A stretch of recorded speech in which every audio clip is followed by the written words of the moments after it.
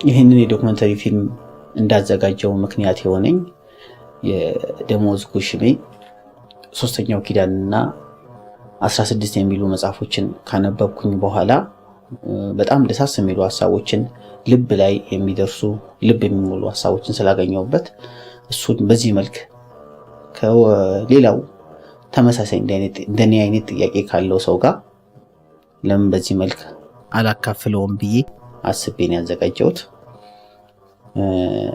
አዳም ማን ነው፣ ሔዋን ማናት ከሚሉ በጣም ቀላል ከሚመስሉ ግን በጣም ጥልቅ ከሆኑ የሰው ልጅ የነፍስ ታሪክ ጥያቄዎች ጀምሮ እስከ ምጽአት ቀን ምንድነው፣ ምጽአት ምንድነው፣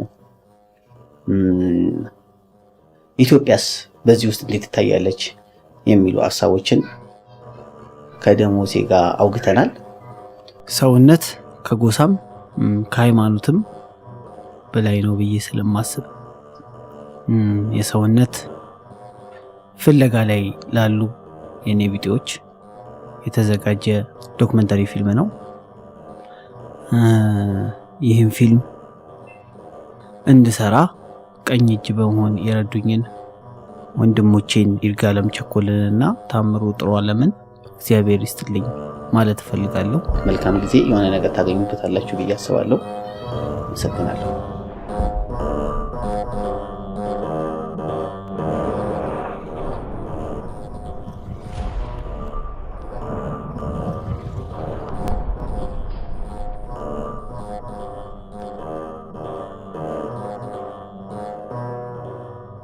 መጀመሪያ አንድ ጥቅስ ባነሳል ጥሩ ነው። ራሱ እዚህ ዘፍጥረት አንድምታ የሚሉት ነገር አለ መጽሐፍ ትርጓሜ ላይ የሚሉት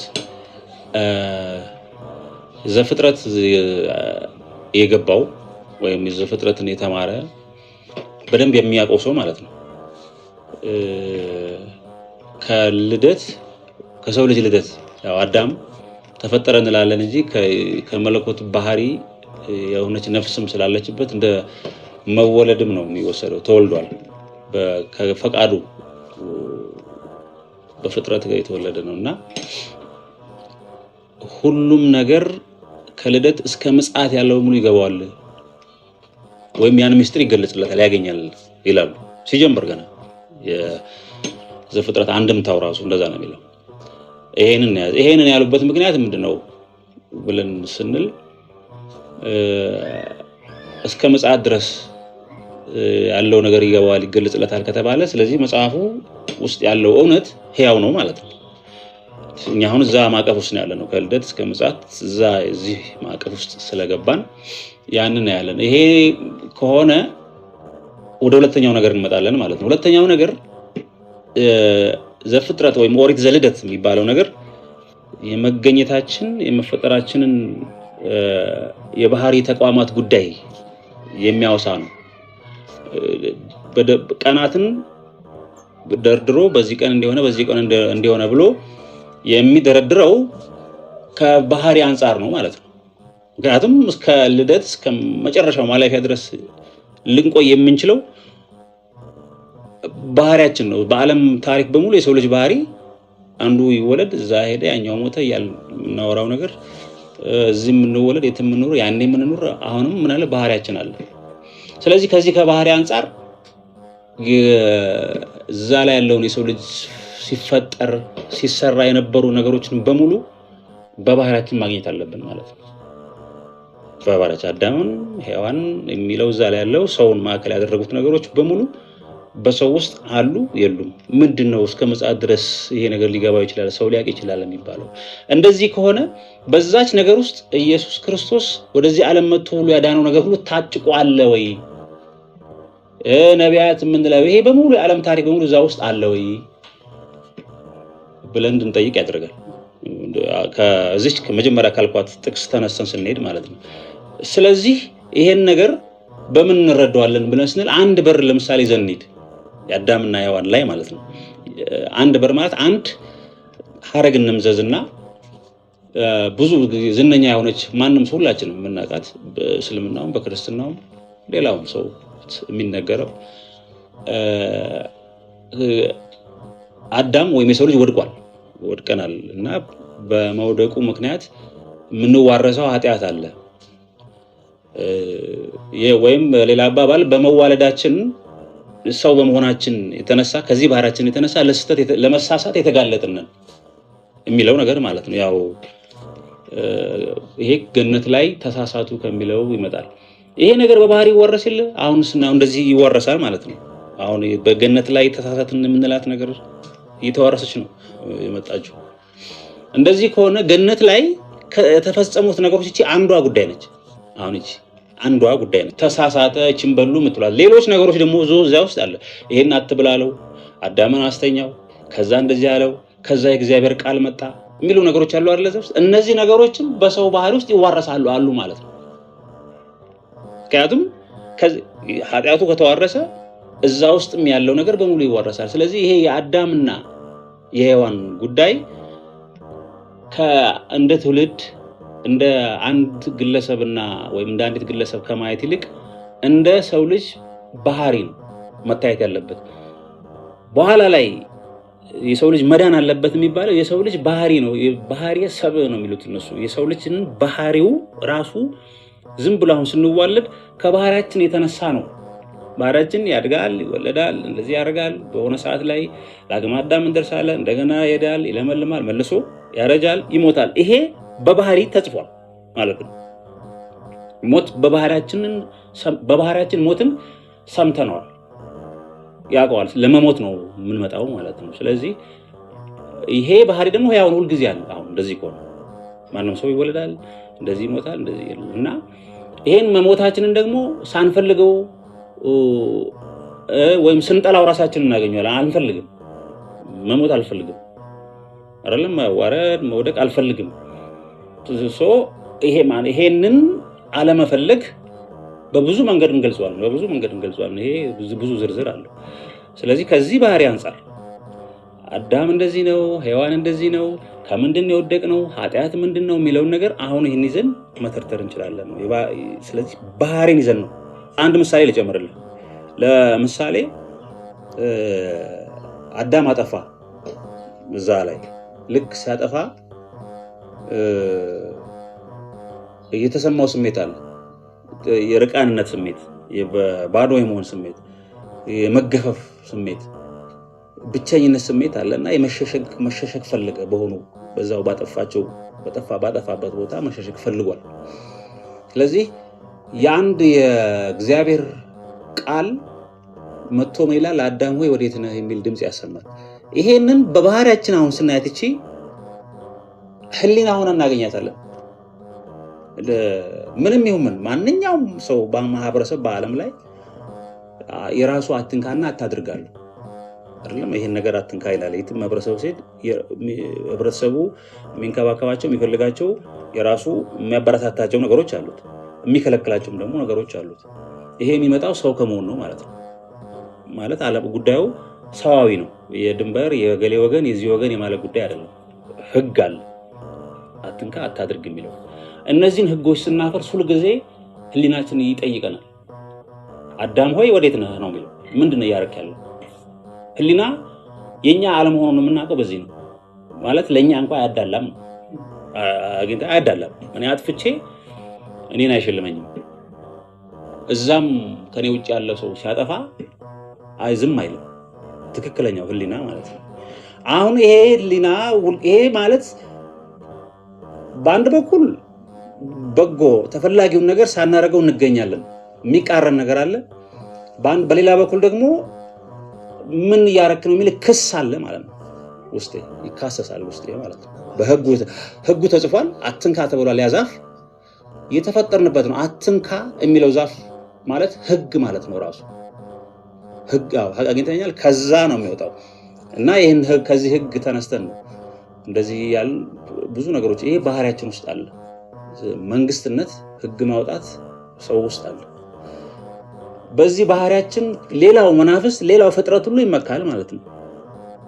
ማለት በዚህ ድክመታችን እንወድቅበታለን፣ በጥንካሬያችን እንሄድበታለን። እንደዚህ ያሉ እና ከዚህ የባህሪ ጉስቁልና ከዚህ የውስጣችን መካሰስ ሊያድነን የሚችል ነገር እንፈልጋለን። በመሰረታዊነት ከዚህ በኋላ የምናወራው በባህሪ ነው የሚለው ነገር እንዴት ይዝልኝ ነው እንትን ያልኩት። አሁን ወደዚህ ስንመጣ እንዴት ወደቀ የሚለው ነገር ላይ እንዲሁ ዝም ብሎ በተራ አሁን ባለን በዚህ ዓለም አረዳድ ስንረዳ አንዳንዶች አሉ የሚያስቡ ሰዎች አሉ። ወይም አሁን ደግሞ አብዛኛው ሰው እኔም አንድ ወቅት እንደዛ ላስብ ይችል ነበር። ፈጣሪ ነው ዝም ብሎ ፈጠረን እና በመፍጠሩ ደግሞ ለምን ፈጠርክ አንለውም። ስለዚህ እንደምንወድቅ ሁሉ ያውቃል። እንደዚህ ነው አይደለ የሚባለው። ያወቀ ነው የከተተን እዚህ ጦስ ውስጥ ነው። ከዛ ደግሞ መልሶ ሊያድነን ሞከረ። እንደዚህ ያለው አሁን ይሄ ታች አለ ከፍ ያለ ክርክር ከፍ ያለ ሐሳብ የሚመስል ግን ከዓለማወቅ ጋር የሚመጣ ሐሳብ ነው ይሄ ሐሳብ። ምክንያቱም የምናወራውም ስለ ባህሪ ስለሆነ እኔም አይደለም ይሄን የምለው። አሁን ቅድም እንዳልነው ስለ ባህሪ ተቋማት የምናወራ ከሆነ የእግዚአብሔርን ባህሪ ካለማወቅ የሚመጣ ነው። የእግዚአብሔርን በባህሪው እውነት ነው። እግዚአብሔር እውነት ነው። እሱ አግኝታይ እንኳን ልክ እንደዚህ የተፈጥሮ ስነ መለኮትን አምላክን በስነ ፍጥረት የሚያገኙት ሰዎች አሉ። እንደ አብርሃም አይነት ሰዎች አሁን ናቹራል ቲዮሎጂያን ምናምን የሚባሉ ማለት ናቸው። እነዚህ ፍጥረትን ብቻ በማየት የተሰራውን ብቻ በማየት ሰሪውን የሚያገኙት ሰዎች ናቸው። ልክ ይሄ ከአዲስ ያመጡ ሳይሆን ዳዊት እንደሚለው ለምሳሌ ዳዊት ጆሮ የሰራ እኔ ያልሰራሁትም ጆሮዬ ነው ይታወቃል። አይኔንም እኔ ያልሰራሁትም ጆሮን የሰራ አምላክ አይሰማም ሊባል አይችልም። ምክንያቱም መስማት የሚባል ነገር እንዳለ ያውቃል። ካልሰራሁት ሌላ አለ ማለት ነው። ማየት የሚባል ነገር እንዳለ ቢያንስ ያውቃል፣ ያያል ማለት ነው። ስለዚህ እግዚአብሔርን በዚህኛው በባህሪያችን ስናየው እሱ እውነት ነው። እውነት ነው ስል በባህሪው ውሸት አይታወቅም ማለት ነው። በእውነት ቤት እውነትን አካል እናደርገውና በእውነት ውስጥ ውሸት ሊኖር አይችልም። ወይም ብርሃን በበላበት ጨለማ ሊኖር አይችልም። ስለዚህ ኢየሱስ ክርስቶስ በአንድ ወቅት ሲጠይቁትም ሐሰትን ከራሱ ነው ያነቃት አለ። እግዚአብሔር ስለ ውሸት አያውቅም። ይሄ ክፉ ወይም ሰይጣን የምንለው ለባህሪያችን መጥቶ ውሸት ነገረው። ውሸት በመላእክት ዓለም ነው የተጀመረው፣ በፍጥረት ዓለም። ውሸት በራሱ ሁለተኛ ነው። ውሸት ነው አይደለም። ዝም ብለን ስናየው አንድ ሰው ዋሸ የምንለው መጀመሪያ እኮ አንደኛ የሆነ እውነት አለ ማለት ነው አይደለም። በራሱ ሁልጊዜ ሁለተኛ ነው ውሸት። ስለዚህ በነበረ ነገር ላይ የሚሰራ ደባ ክህደት ነው ውሸት አግኝተኝ ከሆነ። ስለዚህ ውሸትን በመላእክት ዓለም አንዱ የመላእክት አለቃን ያነቃው ከራሱ ዝም ብሎ ዋሸ ሁሉን ከማወቁ የተነሳና በእግዚአብሔር ዘንድ ውሸትን አውቆት መጀመሪያ አልሰራውም ማለት ነው። ስለዚህ አዳም ይወድቃል ምናምን በእግዚአብሔር ዘንድ እስካሁን ድረስ እኛ ድንቅ ፍጥሮች ነን። ያኔ እንዳሰበን ሐሳቡ አይቀርም። በቃ ለምን አስቦናል? ለከፍታው እሱ ላሰበው የባህሪው ተካፋይ ሆነን እንድንኖር ዓለም ሳይፈጠር በፊት አስቦናል። እንደዚህ ስላሰበው በኋላ እኛ በመውደቃችን አይቀርም። እሱ ጋር የታሰበው ሐሳብ ንጹህ ነው፣ ይቀጥላል ማለት ይቀጥላል። ይሄንን የምናውቀው በራሳችን ባህሪ የምናውቀዋለን። ሁልጊዜ ተስፋ የምናደርገው ከዛ ባህሪያችን የተነሳ ነው። ከፍታን ነው ሁልጊዜ የምንፈልገው፣ ግን በስጋ ምክንያት ነው እዚህ የቀረ ነው እና አሁን ሐሰትን ስለዚህ አውቆ አይደለም ሰይጣን መጥቶ ውሸት ሰጥቷቸው የሚለው። በእግዚአብሔር ዘንድ ራሱ ውሸት አይታሰብም። አግኝተኛ ውሸትን ሊያስበው አይችልም። ይሄ በሱ ላይ ራሱ ምንድነው እንደ ክደትም ነው የሚሆነው። የሱን ባህሪ መካድም ነው የሚሆነው። እሱም በኋላ እንደነገረ ኢየሱስ ክርስቶስ ሐሰትን ከዛ ነው ያነቃት እንጂ ከእግዚአብሔር። ስለዚህ በእግዚአብሔር ዘንድ አስቀድሞ አዳም እንደዚህ ይወድቃል ምናምን አንደኛ ፍጥረትም ስላልሆነ አያውቀውም። እግዚአብሔር ዘንድ ውሸት አይታወቅም። አሁን ይሄን እንያዝ። ስለዚህ እግዚአብሔር ለመቼ አስቦናል? አዳምን ለከፍታው አስቦናል። አዳም በገነት ነበር ስንል በአምላኩ እቅፍ በአምላኩ ጸጋ ውስጥ ነው ያለው። አዳምን ያስገኘው የፈቃዱ ማህፀን አለ። በዛ ማህፀን ውስጥ ያለ ፈጥሮታል። በዚህ ፍጥረት ውስጥ ያለ የፈጠረውን አካል በራሱ ህልውና በራሱ ህይወት እያወቀው አሁን በኋላ ላይ እንደተገለጸልን መጨረሻ ላይ በአዲስ ኪዳን እንደሚገለጸው በአባት ፈቃድ ሳለ ቃልን ወደ ማወቅ ሊመጣ ሲል ነው ሌላ ቃል መጥቶ የረበሸው። አንድ አሁን የት ነው ያለው? እዛ ይሄን የማወቅ ስርዓት ውስጥ ሳለ ባይሆነ አንድ ባህሪው አንድ ቀን ነው። ሰው ማለት አሁን ስንት ነው? 6ኛው ቀን ነው። ስለዚህ ሰው ምንድነው? 6ኛ ቀን ነው። አንድ ባህሪ ነው። ከኛ ጋር በዚሁ ቀን ውስጥ ያሉ የሚመሳሰሉ ሌሎች እንስሳት አሉ። በ6 ቀን ውስጥ ያሉ በእኛ ይሄ የተፈጥሯዊ የደም ስርዓት ውስጥ ሁሉ ሊመሳሰል የሚችል ስርዓት ያላቸው ይሄ አንድ ቀን ነው። በእኛና ደግሞ በባህር መካከል 5ኛው አለ። እንደዚህ እያለ ወደ ታች እንሄዳለን። አሁን 7ኛ ቀን የሚባል እረፍት አለ በውስጣችን የምንፈልገው ማለት ነው። እሱን ለማግኘት ያ ደግሞ 7ኛው ቀን ምንድነው? ሌላ ስርዓት ነው፣ ሌላ ቀን ነው። እዛ ልንገባ ስንል ነው እንግዲህ ተመልሰን ወደ ዛፉ ስርዓት የገባ ነው። የዛፉ ስርዓት 3ኛው ቀን ነው። ይሄ በባህራችን ሳይ በመዋለድ ስርዓት ውስጥ ነው። በዚህ ዓለም እንመጣለን፣ እንደ ዛፍ በማህፀን ውስጥ እንበቅላለን። ምን እንሆናለን? እንደገና እንወለድና ተመልሰን እንደ ዛፍ ልብላ አፍርተን መልሰን ነው። ይሄ የዛፍ ስርዓት ነው። በ3ኛው ቀን ነው የወደቅነው። የወደቅንበት ስርዓት አንዱ ዛፍ የእውቀት የሚባለው በባህራችን ያለው ዛፍ ነው ማለት ነው። የዛፍ ስርዓት ዛፍ ነው ይበላል። ይሄንን ቀን ነው በበላ ቀን ትሞታለህ። ያቺ ዛፍ የዛ ቀን አይደለች። ዛፏ ለመብላት ሌላ ቀን ያስፈልጋል። ይሄኛው ቀን ውስጥ አለ። በዛ ቀን ውስጥ ከበላን ሞትን። ስለዚህ ይሄ ቀን በኋላ ላይ ሲነገረን መጥቶ ሌላው አንድ ሐዋርያ ጴጥሮስ ሲናገር አንዱ ቀን 1000 ዓመት ነው እዛ በነበረው ስርዓት ማለት ነው። ስለዚህ አዳም የሞተው በ930 ዓመቱ ነው። በየት ነው የሞተው? በዛች 1000 ቀን ውስጥ በዛች ቀን ውስጥ ነው የሞተው። አንዷን ቀን ቢጨርስ ወደ ተቀን ይሄዳል። ወደ የትኛው ይገባል? ወደ ሌላ ቀን ይገባል ማለት ነው። ወደ ሌላ ቀን ይገባ ነበር። ይሄ ወደዛ ቀን ሊገባ ሲል በመውደቁ አሁን ያለንበት ስርዓት ውስጥ ገብተናል። እንዴት ገባን? የሳተው አሁንም ባህሪ አይደለም፣ ባህሪ ነው። በሔዋን በኩል ነው የመጣው። በመዋለድ በኩል በሴት በኩል ሴትና ወንድ አድርጎ ፈጠራቸው ሲል ስለመዋለድ ነው እያወራን ያለ ነው ማለት ነው። በሴትና በወንድ ስለተጻፈ ባህሪ ነው የምናወራው። በዛ ባህሪ በኩል መጣ። ሔዋን በሱ ባህሪ ውስጥ ያለች ነች።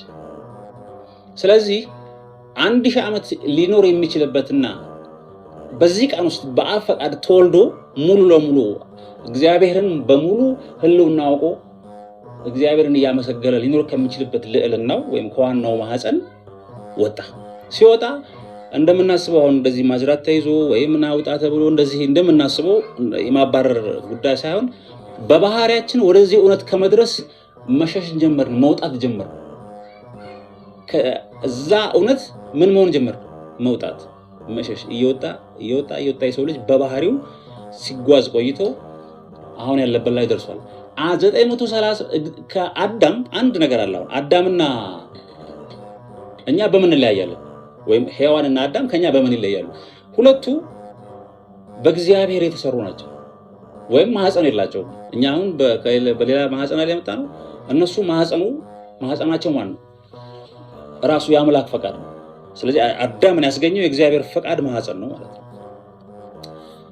ይሄ ከዚህ ማህፀን የተሰራው በእግዚአብሔር የተሰራው ቅዱሱ 930 ዓመት ኖረ በዚህ ዓለም። ስንት ዓመት ይጎድለዋል? ለ1000 ዓመት 70 ዓመት ይጎድለዋል አይደለም? 70 ዓመት የበላናት የዛፏ እድሜ ነው። አግኝተኛል። ያቺን የእግዚአብሔር ፈቃድ አይደለች። የማ ፈቃድ ነች? የሔዋን ፈቃድ፣ የኛ ፈቃድ ነው። በፍላጎታችን ነው የወሰነው። ስለዚህ 1000 ዓመት ከመኖር የሰው ልጅ በሂደት ወዴት መጥቷል? 70 ዓመት ወደ መኖር እየወጣ 1000 ዓመት ሊያኖረው ከሚችለው የባህሪ ያለኝታ እየሸሸ ጸጋው እየተገፈፈ ስጋ ብቻ ሆኖ ቀረ። ያቺ የስጋ እድሜ ነች። ስጋ ያለ እግዚአብሔር መንፈስ ሊኖር የሚችለው አሁን የምናየው 70 ወይም 80 ዓመት ያለ እግዚአብሔር መንፈስ ማለት ነው።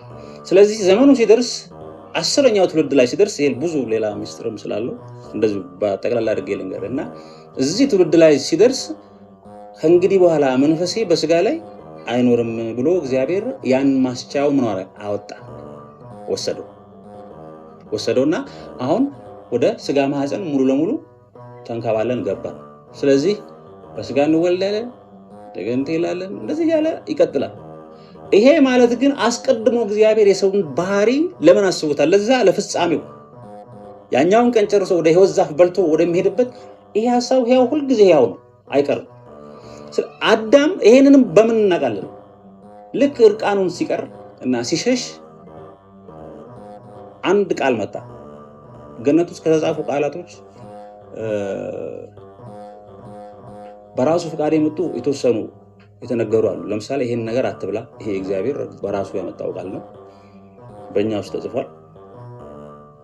አዳምን ብቻውን ይሆን ዘንድ መልካም አይደለም፣ እንደዚህ ያሉ በእኛ ጥፋት ብቻ በሱ ፈቃድ ሳይሆን በእኛ መጥፋት የተነሳ አንድ ድምፅ ግን መጥቷል። በእኛ መጥፋት ማለት ነው። ሌሎች የመጡት ድምጾች በሱ ፈቃድ ዝም ብለው የመጡ ናቸው ማለት ለምድረው የተሰጡ እንደ ጸጋ የፍጥረት በፍጥረታችን ላይ ወይም በፍጥረት ባህሪ ላይ የተጻፈ ነው። ይሄኛው ግን በእኛ መጥፋት ምክንያት የመጣ ድምፅ ነው። እስከዛ ድረስ የእግዚአብሔርን ቃል እንደዚህ ሰምቶ ታያል። በጠፋበት ቦታ አዳም የእግዚአብሔርን ቃል ሰማው። የጠፋው በምንድን ነው ብለናል? በባህሪው ነው።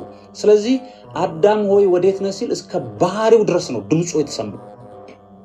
ይሄ ቃል ነው በኋላ ስጋ የሚሆነው አግኝተኝ ከሆነ። ስለዚህ ይሄ እዛው አውቆታል። ተስፋ ሆኖ ቁጭ ብሏል። በማውስጥ በሰው ልጅ በሰው ባህሪ ውስጥ በሆነ ጊዜ በሆነው ወቅት አንድ የእግዚአብሔር ልጅ ከአባቱ ዘንድ የመጣ ቃል መጥቶ ያድነዋል። መቼ ስጋ እንደሚሆን አያውቅም። ይሄ በባህሪያችን ተጽፏል። ይሄ ተስፋ ሆኗል ምንጊዜም። ይሄ ለዚህም ነው ምክንያቱም ያ ያሰበው የእግዚአብሔር ሐሳብ እንዳይቀር ልጁን ሰጠ። ከፈቃዱ እንደዚህ ነበር ያሰበው አይደለም? ጠፍተን ቀረን፣ ወደቅን። ማን መጣ? የእግዚአብሔር ቃል መጣ። የእግዚአብሔር ቃል መጣ። ስለዚህ አሁን የት ነው ያለነው? ወርደን 70 ዓመት ውስጥ ነው ያለነው። እንወለዳለን ከሴት በሴት ነው ወደዚህ ዓለም የመጣ ነው። በሴት ነው ከገነት የወጣ ነው አይደል? በዚህ ዓለም ላይ እንኖራለን። ያቺን በዛች 70 ዓመት ውስጥ የምንጣጣረው ጥረት 930ውን 1000 ለማድረግ ነው ማለት ነው። ጉድለታችንን ለመሙላት የምናረገው ትግል ነው። ወንዱ ልጅ አዳም ሊወለድ ነው በባህሪ። ማንም ሊሞላው አልቻለም። በሰማይም በምድርም ይሄንን በሰባት ማህተም የተዘጋ የሰው ልጅ ባህሪ ሊቀይር የቻለ ማንም ሰው አልተገኘም። ስለዚህ አለቀስኩ የሚለውን በኋላ ባለራእዩ በዚህ ምክንያት ነው። ስለዚህ እግዚአብሔር ፈቃድ ሕያው ስለሆነ እዚህ የገባንባት ነገር ውስጥ መጥቶ እኛን ሆኖ ከሴት ተወልዶ አዳነን የሚለው የክርስትና አስተምሮ ነው። ቅድም ያልኩ ዘፍጥረት የገባው ሁሉም እስከ ምጽአት ያለው ይገባዋል። ስለዚህ አሁን ያለነው በመቶኛ ለማስቀመጥ ያህል 7% ነው ያለነው።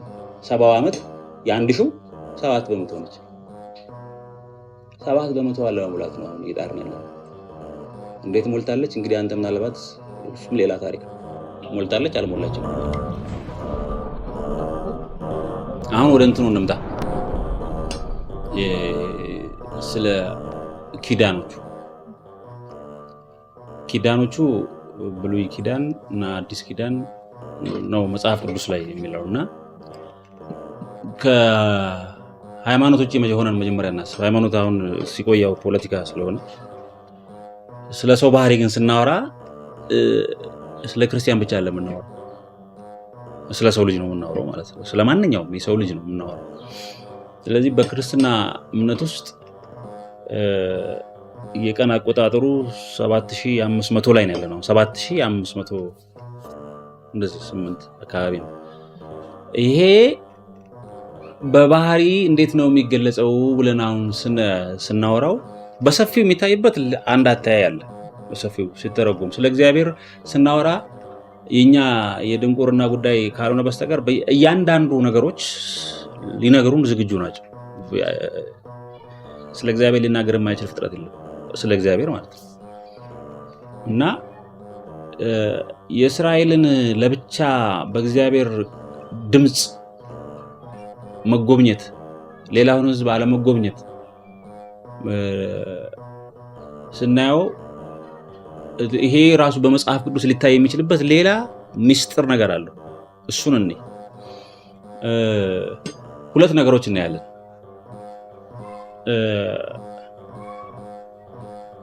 ገነት ማህፀን ነው። ቅድም እንዳልነው ምንድነው ማህፀን ነው። ይሄ አሁን እንደዚህ ሆነን መፈጠራችን አሁን ያለኝ መልክ እንደዚህ ሆነን ይሄን ቅርጽ እንዲኖረን ፈጣሪ ፈቅዷል። ይሄን ያስገኘ አምላክ ባህሪ ከዚህ ፈቃድ ማህፀን ነው የወጣን። ይሄን ቅርጽ ምን ይዞ አሁን የት ነው? በእናቶቻችን ማህፀን ውስጥ ነው። እነዚህ ሁለቱ ቦታዎች ላይ እንኖር ነበር አይደለም? እንኖር ነበር። ያሁን እኔ እናቴ ማህፀን ውስጥ ነበርኩ። እዛ እናቴ ማህፀን ውስጥ ስኖር ግን ምን እንደነበረ ምንም አውቀው ነገር የለም፣ ግን ነበርኩ። በማን ነው የሚታሰበልኝ? በእናቴ በወላጆች ከነሱ ባገኘሁት ባህሪ ነው ምኖር ነበር። ቃል የለኝም፣ እዛ ቃል የለም፣ ወይም እውቀት የለም፣ ወይ እውቀት ዛፍ አልበላውም። ከዚህ ይሄንን ወደ ኋላ ዝም ብዬ ስመልስ የመጀመሪያው ሰው ላይ ብዝንን ድረስ የመጀመሪያው ሰው እግዚአብሔር ያስገኘው አዳም ነው። በዚህ ጊዜ እሱ በማህፀን ውስጥ ይሄንን ኑሮት እኛ በማህፀን የኖርነው ኑሮ ኖሮታል ማለት ነው። የኖረው ግን በእግዚአብሔር የፈቃድ ማህፀን ውስጥ ነው። እዛ ቃል አልነበረው። ቃልን ሲፈልገው ነው ያገኘው በኋላ።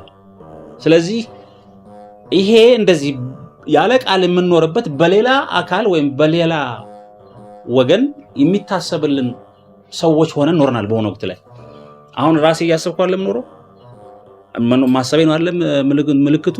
እዛ ግን መኖር የነበረው በሌላ ወገን ነው የሚታሰብልኝ። ይህ ሐሳብ እንደዚህ ያስቦ ያስገኘኝ አካል ወላጅ ነው አይደለም? አሁን በራሱ በሳይ ወላጅ ነው። የመጀመሪያው ሰው ጋር ስንሄድ ያ ወላጅ የምንለው አባት ይሆናል ማለት ነው። የአባት ማህፀን የፈቃዱ ማህፀን ነው። ስለዚህ ይሄ የአብ ነው ማለት ነው። አሁን ያለው ይሄ አብ ነው። ከዚህ ከአባት ማህፀን ነው የወጣነው። ከዚህ እየወጣን ሄደናል። ከወጣን በኋላ ማን የመጣው? ቃል መጥቷል። ወይም ከወደቅን ከተሳሳትን በኋላ ማመጣ? ቃል መጥቷል። ይሄ በሙሉ ነው እስከ መጨረሻው እስከ ምጽአት ድረስ የገባው ነው የሚሆነው። ዘፍጥረት የገባው ሰው እስከ ምጽአት የሚሆነው ይገባዋል የሚባለው ለዚህ ነው።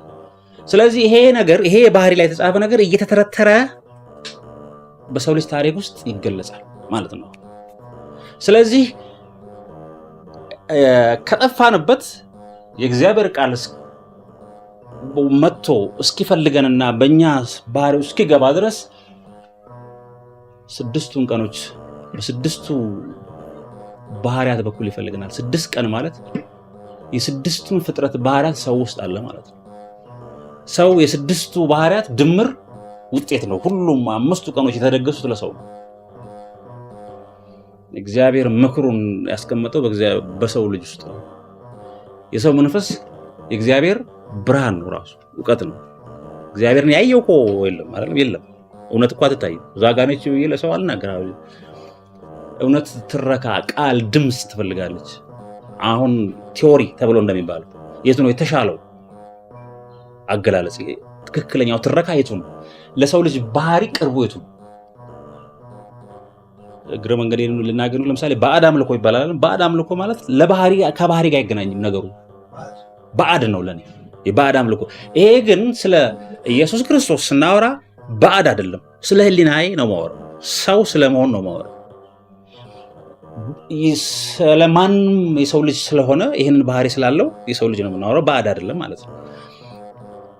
ይሄንን አሁን በዚሁ ባልነው ሂደት ስንቆጥረው ነው። አሁን ስንመጣ 6ኛ ቀን የነበረው አዳም ዝርዝሩ ይቆየንና በሶስተኛው ቀን ባህሪ በኩል ወድቋል። ከአራተኛው ቀን የፀሐይ ስርዓት ምናምን አራተኛው ቀን ላይ ፀሐይ እነዚህ ያለው አይደለ? ሶስተኛው ቀን ውስጥ ገብቷል ማለት ከፀሐይ ስርዓት በታች ወድቋል። በዚህ ዓለም ላይ መጣለን። ሁሉም ፍጥረቱ በዙሪያችን አለ። ከፍጥረት ጋር ተጣልቷል። ፍጥረት ወደ ስድስተኛው ቀን ሄዳል። የኛ ባህሪ ወደ ታች ነው ሄደው መጨረሻ ማፈር አይደለም ነው። አንደኛው ቀን ምና አፈር ነው። ወደ አንደኛው ቀን ነው የምንመለሰው። ስለዚህ እንደዚህ ከፈረስን በሰው በእግዚአብሔር ዘንድ አንድ ቀን ማለት በሰው ስንት ነው የሚሉት? 1000። ስለዚህ የሰው ልጅ ራሱን ያጣው ፈረሰ ማለት ምን ሆነ? ራሱን አጣ። 6 ቀን በውስጡ እንዳለው አያውቃቸውም። ውስጡ ያንዳንዱ ባህሪ ምን እንደሆነ ከፍጥረት ስርዓት ከያንዳንዱ ጋር ተጣለ። ከራሱ ጋር ቀውስ ተጀመረ። ስለዚህ በዚህ በስጋው በ70 ዓመት እድሜ ውስጥ ሆነን በእግዚአብሔር ዘንድ 1000 ዓመት አንዷ ቀን 1000 ዓመት የምትፈጅብን የእግዚአብሔርን የአንዱን ቀን ስራ ለመረዳት ባህሪያችን አንድ እውነት የሚገባን በ1000 ዓመት ትውልድ ቅብብል ነው። ስለዚህ ምን መሆን አለበት? አዳም እንደገና መሰራት አለበት ማለት ነው። በምን? በድምጽ እና ምን ያደርገዋል ደግሞ መሰራት አለበት። የፈረሰ ነገር ምን መሆን አለበት? ከዛ ቃል የተነሳ ይሄ ፈርሷል፣ ፈራሁ አለ። ምን ያስፈልገዋል? ወደቀ። በመላእክት ስርዓት ነው የጠፋው። መላእክት የአንደኛው ቀን ፍጥረት ስለሆኑ ምክንያቱም የዋሸው መንፈስ መልአክ ስለሆነ ወደ መልአክ ስርዓት ገባ። መላእክት ደግሞ የራሳቸው ዓለም የራሳቸው ስርዓት አላቸው። ስለዚህ ያ ጦርነት በእኛ ባህሪ በኩል የመላእክትን ስርዓት ስንፈጽም ነው የተገኘ ነው። ስለዚህ እታች ወርዶ የእግዚአብሔር ቃል በመላእክት በኩል የመጀመሪያዎቹ 1000 ዓመታት አካባቢ ዘመን የሰው ልጅ ዕውቀት በጣም አናሳ ኦልሞስት ከእንስሳት ያላነሰ ነው ይላሉ። በሂደት ነው እያሳደገው የመጣው። እንዲህ ሲሰራ አዳምን ይሰራዋል ማለት ነው። አዳምን እየሰራ በምን ነው የሚሰራው? ውስጡን ነው የሚነግረው። በምን? በቃል በኩል ማለት ነው። ይሄ ስጋ ወድቆ የለም። በቃል በኩል በትምህርት በአስተምህሮ በምን ይነገረዋል? ራሱን እያወቀ እንዲመጣ ያደርገዋል። እንደዚህ የተሰራ ይመጣል። ይሄ ራሱ ስርዓት በስድስተኛው ቀን መሰራት አለበት ማለት ነው። አዳም በገነት ርቃኑን ሲሆን አንደኛው ቀን ላይ ነው ያለው። ሌላ ጥልቅ ነገሮች አሉት። እዚህ ጋር ይሄኛው እዚህ ጋር ይብቃን ለንግግር ስለሚያልፍ ማለት ነው። ይሄንን 6 ቀን ወደ ታች የመሄድ ነገር ማለት ነው። 6 ቀን የመሄድ ነገር። ስለዚህ 6 ቀን መልሶ ወደ ላይ ያነሳው ይገባል። ይሄ 6000 ወይም 6ኛው ቀን ድረስ ይሄዳል ማለት ነው። ስለዚህ በአንደኛው ቀን ይሄን ፈጠረ፣ በሁለተኛው ቀን ይሄን ፈጠረ የሚለውን ቀጥታ ለእያንዳንዱ 1000 ዓመት እየሰጠን ብናገኘው ከባህሪ አንፃር ማለት ነው ፍጥረቶቹን እናውቃቸዋለን። 4ኛው ቀን ላይ እነማን ነበሩ በዓለም ታሪክ? አሁን ፀሐይ ሆነ ሲባል ሰዎችን እንደ ፀሐይ የሆኑ ያበሩ የታወቁ ሰዎችን አሁን ከነ ሰለሞን ዘመን ጀምሮ ያለው እንደዚህ እናያለን። ታሪክ ምሁራን ሳያውቁት ያን ፔሪየድ ያንን ዘመን የሚጠሩበት ስም ራሱ አለ። እንደዚህ ያለ 6 ቀን ይደርሳል ማለት ነው። 6ኛው ቀን ላይ ሲደርስ ምን መሆን አለበት? አዳም ሙሉ ሰው ይሆንና ምን ይሆናል? ገነት ላይ የነበረው ስርዓት ነው እንዳለ የሚደገምበት እየተደገመ ነው። ያ ማለት ሰይጣንም ይመጣል ማለት ነው። የገነቱ ስርዓት ደግሞ ሆነ ያቺ ከሰይጣን ጋር የተጫወተና ጨዋታ በ6ኛው ቀን ላይ ትመጣለች። ማጋ ሔዋን ጋር ማነች? ሔዋን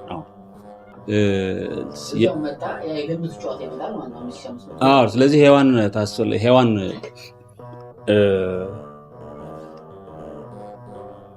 ይሄንን ዛፍ አትብላ ብሎ ነው ገነት የነበረውና ይሄንን ነው ያፈረሰችው አይደል ሔዋን። ስለዚህ ሁለቱ ይገናኛሉ። ህግ ነች፣ ከህግ ጋር ግንኙነት አለው። ስለዚህ በሆነ ዘመን ላይ አዳም የሁሉም የሰው ልጅ ሁሉ አባት ስለሆነ ህዝብ በሙሉ ምንድነው? አዳም ነው። የወንድ ልጅ ባህሪ ወንድነት የምንለው ማለት ነው። ይሄ የወንድነት ነገር የሚገለጽበት መንገድ አለው በባህሪያችንም። ይሄ በዓለም ስንኖር መገለጫዎች አሉት፣ ወንድነት፣ ሴትነት። ለዚህ አሁን ለምናወራ እውነት ሌላውን ህዝብ አስተኝቶ ህግን መስራት ጀመረ በአብርሃም በኩል አብርሃም ወንድ ነው፣ ግን ጠቅላላ አድርገን ስናየው እስራኤል ሴት ነች። በኋላ እስራኤል ሴት ነች ሔዋን። ህግ ለዛ ሰጥቶ ስትሰራ ትቆያለች። በቃል እየተሰራ መጥቶ ዘመኑ ሲደርስ ሴቲቱን እቺን የሰራትን ህግ ወዴት ያመጣታል? ወደ ተኝቶ ወደ ነበረው አዳም ያመጣዋል። ከእያንዳንዱ ነው ራሷ እቺ ሔዋን ከማን የሰራችው? ከአዳም ነው የሰራችው። እስራኤል የጠቅላላ የሰው ልጅ ውጤት ነች። በወቅቱ የነበረው የህዝብም የአህዛብም አምላክ ነው ኢየሱስ ክርስቶስ። የመጣውም ከዛ ነው። እስራኤል ከሶስቱም ዘር ተቀላቅለዋል። በስጋ እንኳን ካየን አሁን እስራኤል ወይም ሔዋን ስጋ ስለሆነች በስጋ ስለሚገለጽ በስጋ በኩል ወይም ተጨባጭ በሆነች በአንድ ቦታ ላይ በተለየ መንገድ አለው ዝርዝር እንዴት እንደተሰራች ስትሰራ ትቆይና ዘመኑ ሲደርስ ሴት ሆና ትመጣለች። በስጋ ስለሆነ በስጋ ማርያም ሴት ሆና ትመጣለች። ከማን ነው የሰራችው? ከወንዶቹ። በዝርዝር ስንገባ መጣና ሰው ሆነ እዛ ቦታ ላይ። ስጋሽ ከስጋዬ አጥንትሽ ከአጥንት ያለና አዳም ምን ሆነ? ተወለደ ከሷ። ማንን ያለው? የሰውን ባህሪ ከሴት ተወለደ። አሁን የኛን ባህሪ ለብሶ ሲሰራ ቆየ። ያ ማን ያለው? የአዳም ወይ ወዴት ነህ የሚለው መጨረሻ ላይ አገኘን። እዛ ቦታ ላይ መጥቶ ቃል ስጋ ሆነ። ያ ቃል ምን ሆነ? ስጋ ሆነ። እኔ ከመጀመሪያው ነበርኩ እያለ ነገረን፣ ተረካው። እያስተማረ ቆየ። በዚህ ዓለም ስርዓት ሰው ተወልዶም እንደሚሆን ኖርነን ሞት የለም። ባህሪያችን እስከ ሞት ድረስ ይሄዳል ማለት ነው አይደለም? ሞት ድረስ ይሄዳል። ሲኦል የምንለው አሁን ማናውቀው ጨለማ ማለት ነው አይደል? አይታወቅም፣ የት እንደምንሄድ ይታወቃል። ጨለማ እኮ ነው። ሄደ እዛ ድረስ ባህሪያችንን ተከትሎት።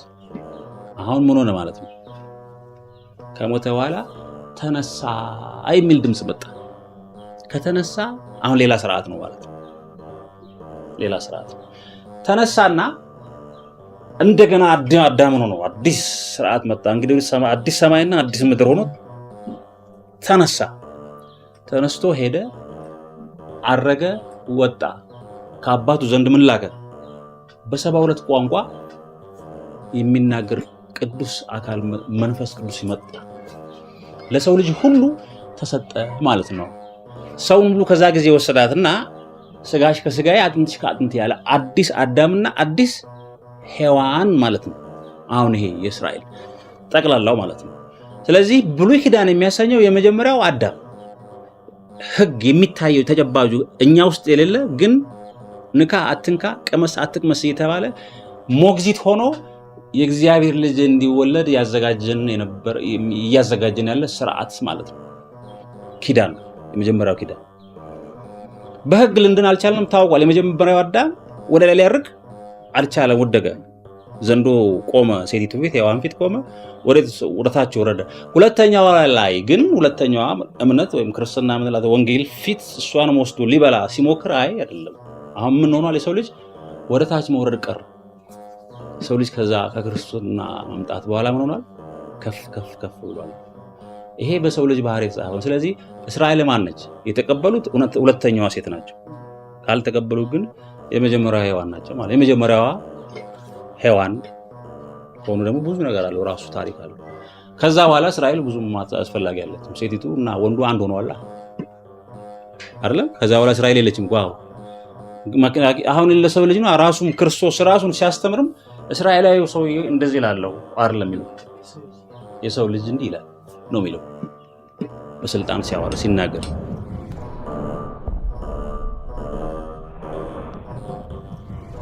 ኢየሱስ ክርስቶስ በአንድ ወቅት ወደ መጨረሻው ወራት ላይ ወደ ቤተ መቅደስ ይሄድ ነበርና ሲያገኛቸው በአባቴ ቤት አትነግዱ በሚል ተግሳጽ ምን ያደረገ አስወጣ እና ስለ መቅደስ ነገራቸው። ስለ መቅደስ ሲነግራቸው ስለ ሰውነቱ ቤተ መቅደስ ነው ይናገር የነበረው ይላል። ስለዚህ ሰውነቱ ማለት ነው። ስለዚህ ሰው ምንድነው? ቤተ መቅደስ ነው አይደለም? ቤተ መቅደስ ነው። ይሄ ቤተ መቅደስ ደግሞ እንዳልነው በመጽሐፍ ውስጥ ሲሰራ ሰለሞን መጀመሪያ ሰራው። ሙሴ በድንኳን እንዲሰራ ታዞ ነበር። ልኬት መጠን አለው። በኋላ መቅደስ ሲሆን ደግሞ ወደ ከድንኳን ከፍ ሲል ምን ሆነ?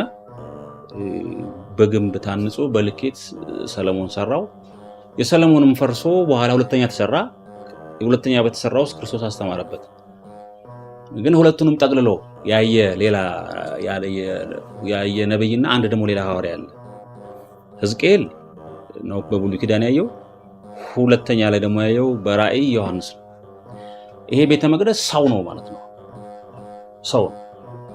ስለዚህ ቅድም ያልነው የመጀመሪያው አዳም፣ ሁለተኛው አዳም እንደዚህ ያልናቸው ነገሮች አሉ አይደል? እንደዚህ የሚባሉ ነገሮች እነዚህ በማንኛውም በመጽሐፍ ቅዱስ ነገሮች ይገለጻሉ።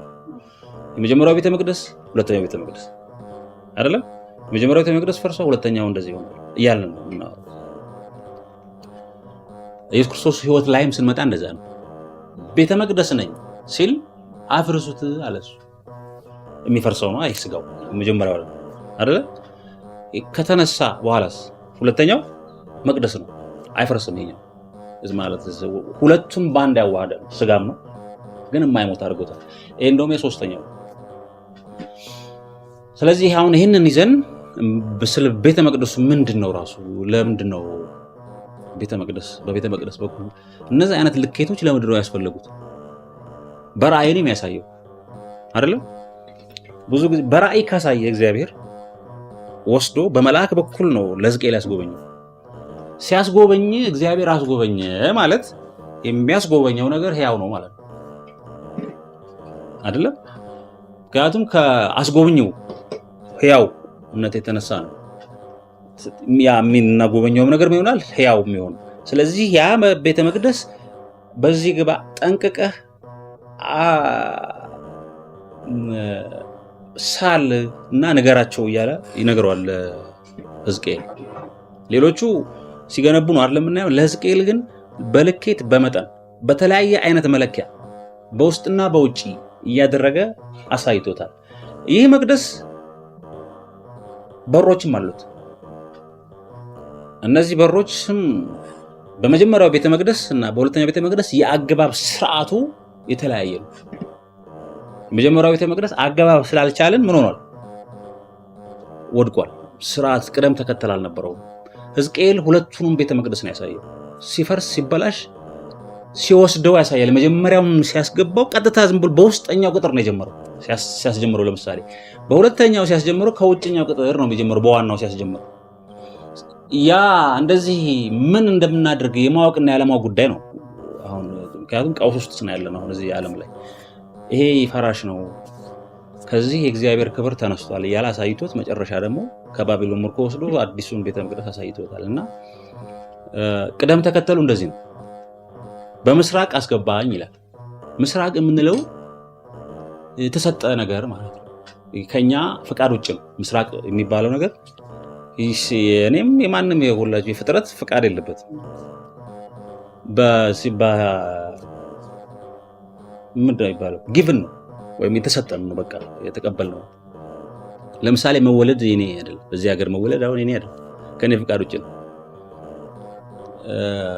ሌላ ቦታም እነዚህ ሴቶች ሴት የመሆናቸው የሱ ፍቃድ፣ የሴትነት ባህሪ እሱ እንደ ሴት አርጎ ይሰራ እሱ ነው፣ ወንድ አርጎ ይሰራ። ይሄ ምስራቅ ናቸው። ኢየሱስ ክርስቶስ ምስራቅ ጀማሪ የመጀመሪያ ነገር ለዛ አንድ ላነሳ ነው ጭብጥ ሐሳብ ወይም ጉዳይ የመጀመሪያው የሚሆን ነገር ምስራቅ ነው። ምስራቅ ይሆናል። እነዚህ በሮች በምስራቅ እንዳሉት ሁሉ በመቅደሱ ምስራቅ እንዳለው በሰሜንም አለ። አቅጣጫቸው ከመለያየቱ በስተቀር ልኬታቸውና መጠናቸው የያዟቸው ነገሮች በሙሉ አንድ ናቸው፣ ልዩነት የላቸው። ስለዚህ በሰሜንም ስንሄድ በምስራቅ ያየነውን ነገር እናገኛለን። ይሄው ሰው ነው ያልነው አካል ምን አለው? በሰሜን ያስገባናል። በምስራቅ እንገባለን። ከምስራቅ በኋላ ወደ ሰሜን ወሰደኝ ነው የሚለው። ወደ ሰሜን ወሰደኝ። ሰሜንና ደቡብ የምንለው አለ። ቀጥሎ የሚመጣው ደቡብ ነው። ሰሜን ምንድነው ሲባል ለምሳሌ መወለድ ነው እንበል። መወለዳችን ነው ምስራቅ ነው። አሁን አንተ ተወለድክ አይደለም? ስትወለድ መወለድህ ምስራቅ ነው። በቃ ገባ ወደዚህ ዓለም በምስራቅ በር ገባ። ከዛ በኋላ ወዴት ነው የምትሄደው? በቃል ነው አይደል የምትሰራው? ከአካባቢ እያልክ ጠቅላላ ዙሪያውን ካንተ ውጪ ያለውን ነገር ነው እየተማርክ የምትሄደው። ራሳችንን አናውቅም። ነፍስ ምንድነው? እንደዚህ ነው፣ ይሄ ዝሆን ነው፣ ይሄ አንበሳ ነው የተባልን የተነገረን ምን እንሆናለን? እንገባለን። ይሄ ጉዳዩ ለብቻ የቆሙ ሳይሆን በምስራቅ ያለውን ስለ ሰሜን ስናወራ ስለ ምስራቅ እናወራለን። ሰሜን የምንለው ምንድነው? ከውጪ ወደዚህ የሚገባ በውጪ ያለ የሚታይ ተጨባጭ ሁላችንም የምንጋራው በአንድ ትውልድ ብቻ ያልተወሰነ የእውነታው የመገለጫ መንገዶች ናቸው እነዚህ ሰሜን የምንለው ወይም ኦሪት ብሉይ ኪዳን የምንለው። ይሄን በምናውቃለን። ሙሴ ሲያወርስ ቀጥታ ዝም ብሎ ከምዕራብ መጥቶ ከግብጽ ሲመጡ በመስታ ዮርዳኖስ በስተ ምስራቅ በኩል ቁጭ ብሎ ነው እያሳያቸው እንዲወርሱ የነገራቸው። በእኔ የገባው በምስራቅ ነው የገባው። ኢያሱ እሱን ተከረክቦ ከሄደ በኋላ ሌሎች ሁለት ነገዶች ራሳቸው ይወርሱና ሌሎቹን ግን ኢያሱ ያወርሳቸዋል። ሁለቱ ነገዶች በስተደቡብ የይሁዳ ነገድ፣ በስተሰሜን የዮሴፍ ነገድ ወይም እነ ኤፍሬም የሚባለው ወገን እንዲወርስ ይደረጋል። ሌሎች በእነዚህ መካከል እንዲወርሱ አደረገ። መጽሐፍ ቅዱስ የተጻፈው እንደዛ ነው። ዮሴፍ ወይም ሰሜን የምንለው ዮሴፍ ግብጽ ሄደ።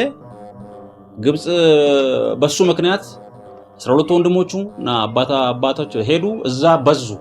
ከዛ እየወጡ እያለ ሕግ ተቀበሉ፣ ብሉይ ኪዳንን ኦሪትን። ስለዚህ ይሄ ሰሜን ነው ማለት ነው። ሁለተኛው ላይ ይሁዳ የምንለው ከይሁዳ ነገድ የተወለደው ማን ነው? ኢየሱስ ክርስቶስ ነው አይደል? ሁለተኛውን ቤተ መቅደስ ከባቢሎን መጥቶ የሚሰራው ዘሩባቤል የዚህ ወኪል ነው። ስለዚህ ስለ ግለሰብ ነው የምናወራው። ይሄ ደቡቡ ነው። ስለ አንድ እውነት በአንድ ግለሰብ ህይወት ውስጥ ሲገለጽ ነው ደቡብ። ሊያው ሰሜኑ በትውልድ ቅብብል ሊሆን ይችላል፣ ከኛ ውጭ ያለ ነው። እንደ ቅድም ባይነሳ ነው ምሳሌ ለመስን ጨርሰው ልጁ ሄደ፣ እየተማርክ ነው፣ እየሄድክ ሰሜን ነው አይደለም? ከሰሜኑ ቀጥሎ ምን ነው የምታውቀው? ወደ ደቡብ ወሰደኝ ነው የሚለው።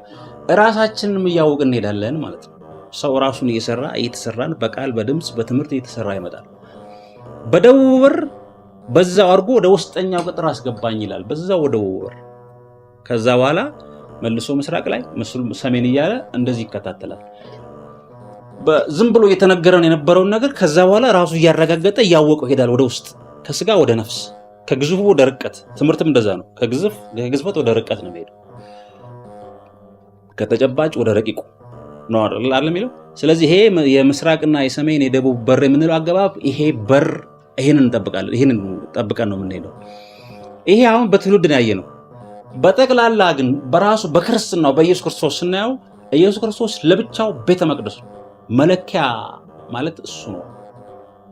በሱ የሆነው በሙሉ በአዳም የሆነው ሁሉ በእኛ ውስጥ እንደሆነ ሁሉ በክርስቶስ ሕይወት የተገለጸው ሁሉ በእኛ ሕይወት ውስጥ ሲገለጽ፣ በዓለም ታሪክ ሲገለጽ ማየት እንችላለን ማለት ነው። ቤተ መቅደሱ እንደ እሱ ለብቻው አለ። ምስራቅ ነው መግቢያችን። በሰሜን ሲባል በዓለም ታሪክ በሚታየው አለ ስናየው ማለት ነው። ክርስትናን ራሱን ወሰደውና እሱ መግቢያው ምስራቁ ነው። የሱ ዘመን የሱ ጠቅላላ በዓለም ላይ ደግሞ ሲገለጽ ምን ይሆናል? ሰሜን ይሆናል። እንዲህ ሲሆን ዘመኑ ይለያያል ማለት ነው። ይሄ ደግሞ የሱባኤ ልኬት መጠን አለው። ስለዚህ በክርስቶስ ያን ያህል ሺህ ዓመት የኖሩትን ክርስቶስ በአጭር ጊዜ ኖሮ ጨርሶልናል። ይሄ ሌላ ስርዓትም ስላለው ማለት ነው። በእኛ 1000 ዓመት ያልነው በክርስቶስ አንድ ቀን በእግዚአብሔር ዘንድ አንድ ቀን ነው እንዳልነው፣ ልክ እንደዚሁ በክርስቶስ በዛች ጊዜ ውስጥ የሰራት ነገር በዚህኛው አይነት ያረዳዳችን መጠን በብሉይ ኪዳን በመጀመሪያው አዳም አረዳድ ረጅም ጊዜ የሚፈጀው ይሄ ሰሜን በር ነው። ለምሳሌ 3 ዓመት ከ3 ወር አስተምሯል እሱ በዚህ ዓለም ላይ። ስለዚህ እዝራ ላይ በኋላ እዝራ ሱቴልም ላይ ሌሎችም ላይ ስናየው በኋላ ራእይ ላይም እንደሚያየው በሱ አንዱ ዓመት በእንደ እዝራ ላለ በባቢሎን ለሚኖር ሰው የ100 ዓመት ታሪክ ይሆናል ማለት ነው። ሕዝቅኤል ላይ እዝራ ላይ እንዳየነው በ30 ዓመቱ የ3000 ዓመት ታሪክ ነው የሚተርክለት። በህይወቱ የሚያሳየው የመቶውን ባንድ እያደረገው ያሳየው ነበር።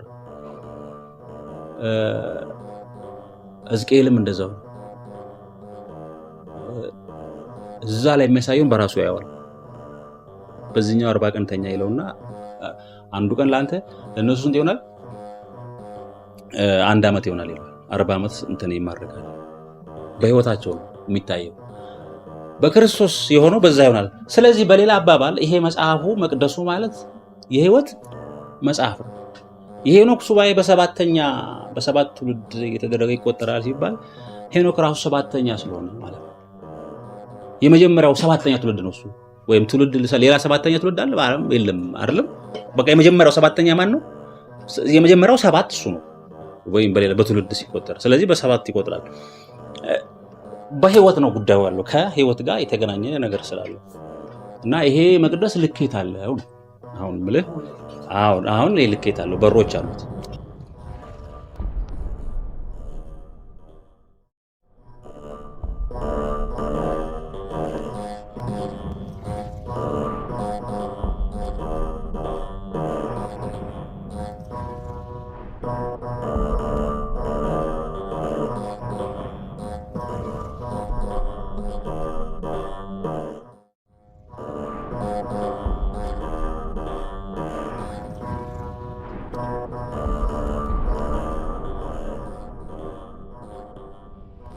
ዘፍጥረትን አለቅም። ዘፍጥረትን ቅድም እንዳነሳ ነው ሰው ከልደት ጀምሮ እስከ ምጽአት ያለውን ያውቃል። ይሄን ካወቀ ስለሚል አሁን ያንን ይዘን ነው እንዴ። አሁን ደግሞ እንግዲህ አሁን ያለንበትን የመጨረሻው ዘመን ነው አይደል አሁን የምናየው። ይሄንም ለማየት ደግሞ የዘፍጥሮ ይጠቅመናል ወይ ብለን ማየት ነው እንግዲህ። ስለዚህ ኢየሱስ ክርስቶስ ምጽአቱን በኢየሱስ ክርስቶስ ሕይወት ተገልጿል። ራሱ ስርዓትም ስለሆነ ሌላ ቀን ነው ራሱ ምጽአት በአባት ዘንድ ታሰበ ያለች ኢየሱስ ክርስቶስ አያውቃትም ማለት አይደለም። እመጣለሁ ብሎ እኮ አውቋታል አይደል? እመጣለሁ ብሎ ካለ አያውቃታል። የምትከናወን ስለሆነች በባህሪ የምትገለጽ ስለሆነች ወይም በሰው ልጅ ባህሪ ተጽፎ ያለ ማንኛውም ነገር ተገልጾ ወይም ተነቦ እስኪያልቅ ድረስ ማንም ሰው አያውቃትም። ለምሳሌ የክርስቶስ መወለዱን እስኪወለድ ድረስ እኮ በአባት ዘንድ ነው ያለችው አጭ ቃል አለ። ከአባት ብቻ በቀር ማንም አያውቃትም። ታስባር ላይ ያለችው በ12 ዓመት እሱ ያደረጋቸው ነገሮች በሙሉ አስቀድሞ በአባት ዘንድ የነበሩ ናቸው። በአባት ዘንድ እሱ በመወለዱ ግን ምን ሆነ ለኛ ታወቁ። መሰቀሉም እንደዚሁ ለነቢያት በመንፈስ ቅዱስ እየነገረ ተስፋ ቢሰጣቸውም ቀኔቱንና ሰዓቱ ግን በማን ነው የምትታወቀው? በአባት ዘንድ ነው። በዚህ በአባቱ ፈቃድ ውስጥ ሆኖ ነው እንግዲህ ኢየሱስ ክርስቶስ እነዛ ነገሮች ሁሉ ያደረጋቸው። በአባት ዘንድ ታውቀው ካሉ የክርስቶስ የመገለጽ ጉዳዮች አንዷ ትቀራለች። እሷም ምጽአት ነው ማለት። ይሄ ደግሞ ሌላ ስርዓት ነው። ልክ ነው። ለምሳሌ ክርስቶስ ከመምጣቱ በፊት ይላል መጽሐፍ ቅዱስ የሰው ልጅ በሰማይ ከመታየቱ በፊት ሰማይና ምድር ያልፋሉ አይደል የሚለው። ፀሐይ ትጨልማለች፣ ከዋክብት እንደዚህ ሁሉ ይረግፋሉ። ከዛ ይመጣና የሰው ልጅ ምን ይሆናል? ፍርድ ይደረጋል ነው የሚለው አይደለ? አሁን ይሄ ጥያቄ ያስነሳል። ለተቺዎችም የተመቸ ነው። ይሄ በደንብ ካየ ነው አይደለም? ይመቻል። የት ሆኖ ነው የሚፈርደው? ሰማይና ምድር ካለፉ አይደለም? ጨረቃና ፀሐይ ከሌሉ እኮ ጊዜም የለም። እኛ መቼ ነው አንልም። ግን ስለዚህ ምንድነው ማለት ነው? ይሄንን ሲል ግን ስለ አዲስ ሰማይና ምድር ደግሞ ያወራል። ስለዚህ አሁን ባለንበት በዚህ ሰማይና ምድር ወይም በዚች በሰባት ሞታ ውስጥ ሆነን አናውቃት የእግዚአብሔርን ፍቃድ አብን ለማወቅ በአባት ዘንድ ነው ያለችው ዓለም ቀሪቱ በአባት ዘንድ ያለችውን ነገር ለማወቅ ኢየሱስ ክርስቶስን ማወቅ ያስፈልጋል። በእኔ በቀር ወደ አብ መሄድ አይቻልም ስለሚልም አይደለም ደግሞ እውነትም ነው። የአንድን ሰው ሐሳብ በቃሉ ነው የምናውቀው። ቃል ቢነግረን እኔ ሐሳቤ ይሄ ነው ሲለናል ለምናውቀው። ስለዚህ ስለ ምጽአትም በአባት ዘንድ ታስበ ያለችውን ለማወቅ የክርስቶስን እውነትና ሕይወት እና ትንሣኤነቱን ሰው በሕይወቱ መኖር አለበት። ያለበለዚያ ዝም ብሎ አይታወቅም።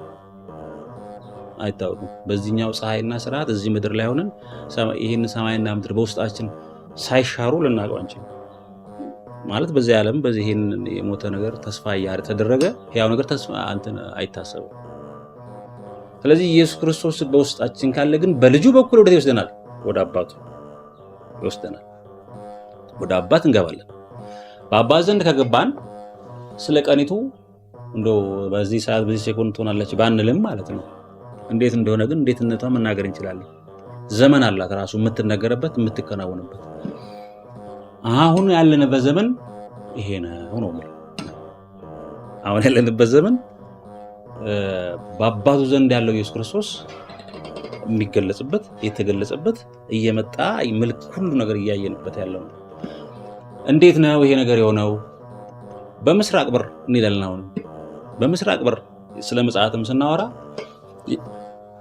ምጽአት ክርስቶስ አንድ ከተማ ነው እናስበው። ኢየሩሳሌም የሚባል ከተማ ነው ኢየሱስ ክርስቶስ። ይሄ ኢየሱስ ክርስቶስ የሚባል ከተማ በከተማው መሃል ወንዝ ይሄዳል አለው። በወንዙ ወዲያና ወዲህ የሚያፈሩ ዛፎች አሉት። ይሄ ከተማ ሰው ነው የሚመስለው ይሄ እና በሴት ትገለጻለች ከተማዋ ራሱ ሰው ነው የሚመስለው። ስለዚህ ሰው ባህሪ ጋር የተመለከተ ነው እና ስለዚህ ኢየሱስ ክርስቶስ ከልደቱ ከጽንሰቱ ብንል ይሻላል እስከ እርገቱ ድረስ በስጋ ተገልጾ ያየንበትን ማለት ነው። ይሄ አንድ ከተማ ነው። በመሃል ያለው ወንዙ በሱ ሕይወት ስናየው የመስቀሉ ላይ ያለው ሞቱ ነው። ከሞቱ በፊትና ከሞቱ በኋላ ሕይወት ይሰጣል ክርስቶስ አለው። ከሞቱ በፊት በሰራልን ታላቅ ስራ ሁለተኛውን አግኝተናል በሱ በኢየሱስ። ከሞቱ በኋላ ካሉ ስርዓቶች አንዱ ትንሣኤው አይደለም፣ እርገቱ እና ምጽአቱ እዚህ ውስጥ ይካተታሉ። ከዚህ በኋላ እንደዚህ በግራፍ ብናስቀምጥ ከዚህ ወደዛ ውስጥ ነው ያለው እሱ። ስለዚህ እዚህ ውስጥ ገብተን ነው የምንፈልገው ማለት ነው። በሰሜኑ በር አሁን ነው ሰሜኑ የምንለው በታሪክ በዓለም ታሪክ በሰው ልጅ ሕይወት በምናምን ያለው የለም። በዛ ስናየው ምጽአት በዛ ይላ እንዳየነው እዚህ እናየዋለን ማለት ነው። መቅደሱ በትንሹ ከዚህ እስከ እርገቱ እስከዛ እንዳየነው ምን እናየዋለን? በዓለም ታሪክ ሙሉ ለሙሉ ይታያል በሰሜኑ በር። ስለዚህ ይሄ ወደ አብ ሄዶ ነው ከዛ ያመጣለው ያለ። ስለዚህ ወደ አብ ሲሄድ ሲረቅ የነበረበትን ስርዓት በመቅደስ ነው። አሁን በሕዝቅኤል መቅደስ በኋላ ራእይ ላይም ዮሐንስ ባየው የመቅደስ መለኪያ በኩል ነው። ስለዚህ መቅደሱ ቅድስተ ቅዱሳን አለ፣ ዋናው አስኳሉ ቦታ ማለት ነው። ይሄ ቅድስተ ቅዱሳን መጠን አለው፣ ልኬት አለው። በኢየሱስ ክርስቶስ ሕይወት በዚህ ዓለም ተገልጾ በሰራው ስራ ይሄን ቅድስተ ቅዱሳን እንዴት ነው የምናየው ስንል መጀመሪያ የሰው ልጅ አዳም ከየት ነው የወጣው ብለን ስንል አይ የወጣው ከአባት ዘንድ ከቅድስተ ቅዱሳን ከየት ነው የመጣው? ከአባቱ ፍቃድ ከአብ ከእግዚአብሔር ዘንድ አይደል የወጣው? እግዚአብሔር ቅድስተ ቅዱሳን ከእግዚአብሔር ጋር ከሚነጋገርበት ክህሉ ወይም ጸጋው ምን ሆኗል? ተለይቷል ከቅድስተ ቅዱሳን። ለምሳሌ በምስራቅ በር እኔ ከመምጣት በፊት ሰማይና ምድር ያልፋሉ አይደለም ያለውንም በምስራቁ በር በሱ ማየት እንችላለን። እና ለሐዋርያቱ ለተማሪዎቹ በትንሣኤ መጥቶ አግኝቷቸዋል። ተመልሶ መጥቶ ከማግኘቱ በፊት ግን መስቀል ላይ ምልክቶች ታይተዋል። ለነሱ ህይወት ማለት ነው። ፀሐይ ጨልማለች አይደል? ጨረቃ ደም ሆናለች። እነዚህ ምልክቶችን እዛው አይተዋቸው። ከዛ በኋላ ምን ሆነ? አዲስ ሰማይና አዲስ ምድር ሆኖ እንደገና መጽሐፍን በልቦናቸው እየተረከ በትንሣኤ ታይቷቸዋል። ለነሱ ይሄ እንደዛ በዓለ ሃምሳ ላይ መንፈስ ቅዱስ የወረደ ቀን አንዱ ሲያስተምራቸው የነብዩ ኢዮኤልን ጥቅስ ይጠቅስና ጴጥሮስ የሚናገረው በመጨረሻው ቀን ስጋ በለበሰ ሁሉ ላይ መንፈሴን አፈሳለሁ ያለው ቃል ተፈጸመ ይላል። ቅድም ስናወራ አዳም ከገነት የሸሸ ወጥቶ መጨረሻ ላይ በእግዚአብሔር የተሰራው 930 ዓመት ሲያልቅ ወይም 10 ትውልድ ሲያልቅ እንግዲህ ወዲህ መንፈሴ በስጋ ላይ አይኖርም አለ እግዚአብሔር ይላል አይደለ? ከዛ በኋላ በበዓለ ሃምሳ ነው ለመጀመሪያ ጊዜ እንግዲህ ያኔ የነበረው ከሰው ላይ የእግዚአብሔር ጸጋ የመገፈፍ ምክንያቱ እንደገና የተፈወሰው በበዓለ ሃምሳ በዓለ ሃምሳ ላይ በስጋ ሁሉ ላይ ምን ሆነ? መንፈስ ቅዱስ ወረደ በስጋ ላይ። ስለዚህ ትንሣኤው 40ዋ ቀን እስከ 50ዋ ቀን ያለችው የ70 ዓመት ሙሌት ነች ማለት ነው። የቀረችን 930 አሁን ኖር አይደለም 70ውን ዓመት በዚህ በ40 ቀን ሞልቶታል። ኢየሱስ ክርስቶስ ማለት ይሄ 40ው ቀን በአዲሱ ሰማይና ምድር ስሌት አለው። ወዴት ነው ሄደው ኢየሱስ ክርስቶስ? ወደ አባቱ ነው የገባው። ይሄ አባቱ ቅድም ያልነው ቅድስተ ቅዱሳን ያልነው ስጋችንን ይዞ በሰማያዊ ስፍራ ወደ ቅድስት ገባ ይላል ሊቀ ካህኑ ኢየሱስ ክርስቶስ። በብሉይ ሥርዓት በምሳሌ ሲነገር የነበረው ሊቀ ካህን እየገባ ደም ያፈሰ የነበረው አሁን ኢየሱስ ክርስቶስ ራሱ ደሙን ይዞ ስጋውንም ይዞ ራሱ ሊቀ ካህን ሆኖ ባህሪያችንን ወደ እግዚአብሔር ሐሳብ ይዞት ገባ። የእግዚአብሔርን ሐሳብ ወደ ማወቅ አመጣ። ልንናገረው የማይገባውን ቃል ወደ መናገር አመጣን። ስለዚህ የኛ ባህሪ አሁን በቅድስት ውስጥ ቆሟል። በእግዚአብሔር ፊት በአባት ቀኝ ተቀምጧል። ይሄ የባህሪ ያለኝታል ነው። ይሄ የዘላለም ምኞታችን ነው። ባይዘው የሰው ልጅ ምኞት ነው። ከፍ ያለው ነው። ያችን በተስፋ የምናውቃት ተስፋ ማለት የአንዷ ቀን ምሳሌ ነች፣ የትርፏ ቀን ማለት ነውና ስለዚህ እቺ 10ዋ ቀን በ10ኛው ቀን መንፈስ ቅዱስ ወርዷል። ኢየሱስ ክርስቶስ ወደ 10ዋ ቀን ገብቷል። ወደ 10ዋ ቀን ሲገባ ወደ አባት ሄዳለሁ ነው ያለን። ስለዚህ ይሄ 10ሩ ቀን የአብ ቁጥር ነው። መጀመሪያም ወደ ማህፀን ሲመጣ ኢየሱስ ክርስቶስ ወደ ማርያም ሲመጣ ሊወለድ ነው አይደል የመጣው? ማርያም በመውለዷ የአብ ምሳሌ ነች ይባላል። በወላጅነቷ አብ ወላጅ አይደል? አባቴ እያለ ስለሄደ እሱ ማን ነው? ልጅ ነው። ስለዚህ ከአባቱ ወጥቶ ከመጣ ወደ አባቱ ሄዷል። ከቅዱሳን ቅዱሳን ወጥቶ ከመጣ እና ሞተ፣ ተነስቶ እንደገና ወዴት ሄደ? ወደ ቅድስት ገብቷል፣ ወደ አባቱ ሄዷል። ስለዚህ እቺ 10 ቀን በመቅደስ በኩል ቅድስተ ቅዱሳን ያላት ነች። ግንተኝ ቅድስተ ቅዱሳን ነች። ስለዚህ በቀን ስትገለጽ 10 ቀን ነች ልኬቷ። በክንድ በመቅደሱ ለካ ይሄ ቅድስተ ቅዱሳን ይባላል። 20 በ20 ነች። 20ዋ ክንድ የምትባል ነች። በክንድ 20 ክንድ ነች። 20 ክንድ ስለዚህ ስንት ነው? 10 ቀን በቀን ሲለቅ። ስለዚህ ዘመን መሆን ይችላል ማለት ነው። የመቅደሱ አጠቃላይ ልኬቱ ወደ ምን መቀየር ይችላል? ወደ ዘመን ይቀየራል። ዘመናትን ሁሉ በልጁ ሰራ የሚለው ጳውሎስ ዘመናትን ሁሉ በሰጥቶታል። እሱ ስለዚህ ኢየሱስ ክርስቶስ 1 ዓመት ነው ከፈለግን 100 ዓመት ነው ሲፈልግና 1000 ዓመት ነው። ለዓመት ለወር ለቀን ለሰዓት ከሰዓትም በላይ ሆኖ ተሰጥቶናል። ለሁሉም ነው። በእኛ ከዚህ ውጪ አንሆንም። እኛ ከቦታና ከጊዜ ውጪ አንሆንም። እዚህ ውስጥ ነው አሁን። ስለዚህ ይሄ ቦታና ጊዜ ለኛ ምን ማህፀን ሆኗል። ስለዚህ 10ዋ ቀን 20ዋ ክንድ ነች። ኢየሱስ ክርስቶስ በመስቀል ላይ ሆኖ ምን አድርጓል? ቅድም ያነሳ ነው። ይህንን የሰው ልጅ ውስጣዊ ጉስቁልና ሊታደግ የሚችል በሰማይና በምድር አልተገኘም። ባልተገኘ ጊዜ በጣም አዘንኩ የሚል ሐዋርያት አንስተን ነበር ቅድም አይደል? አዘንኩ ይላል።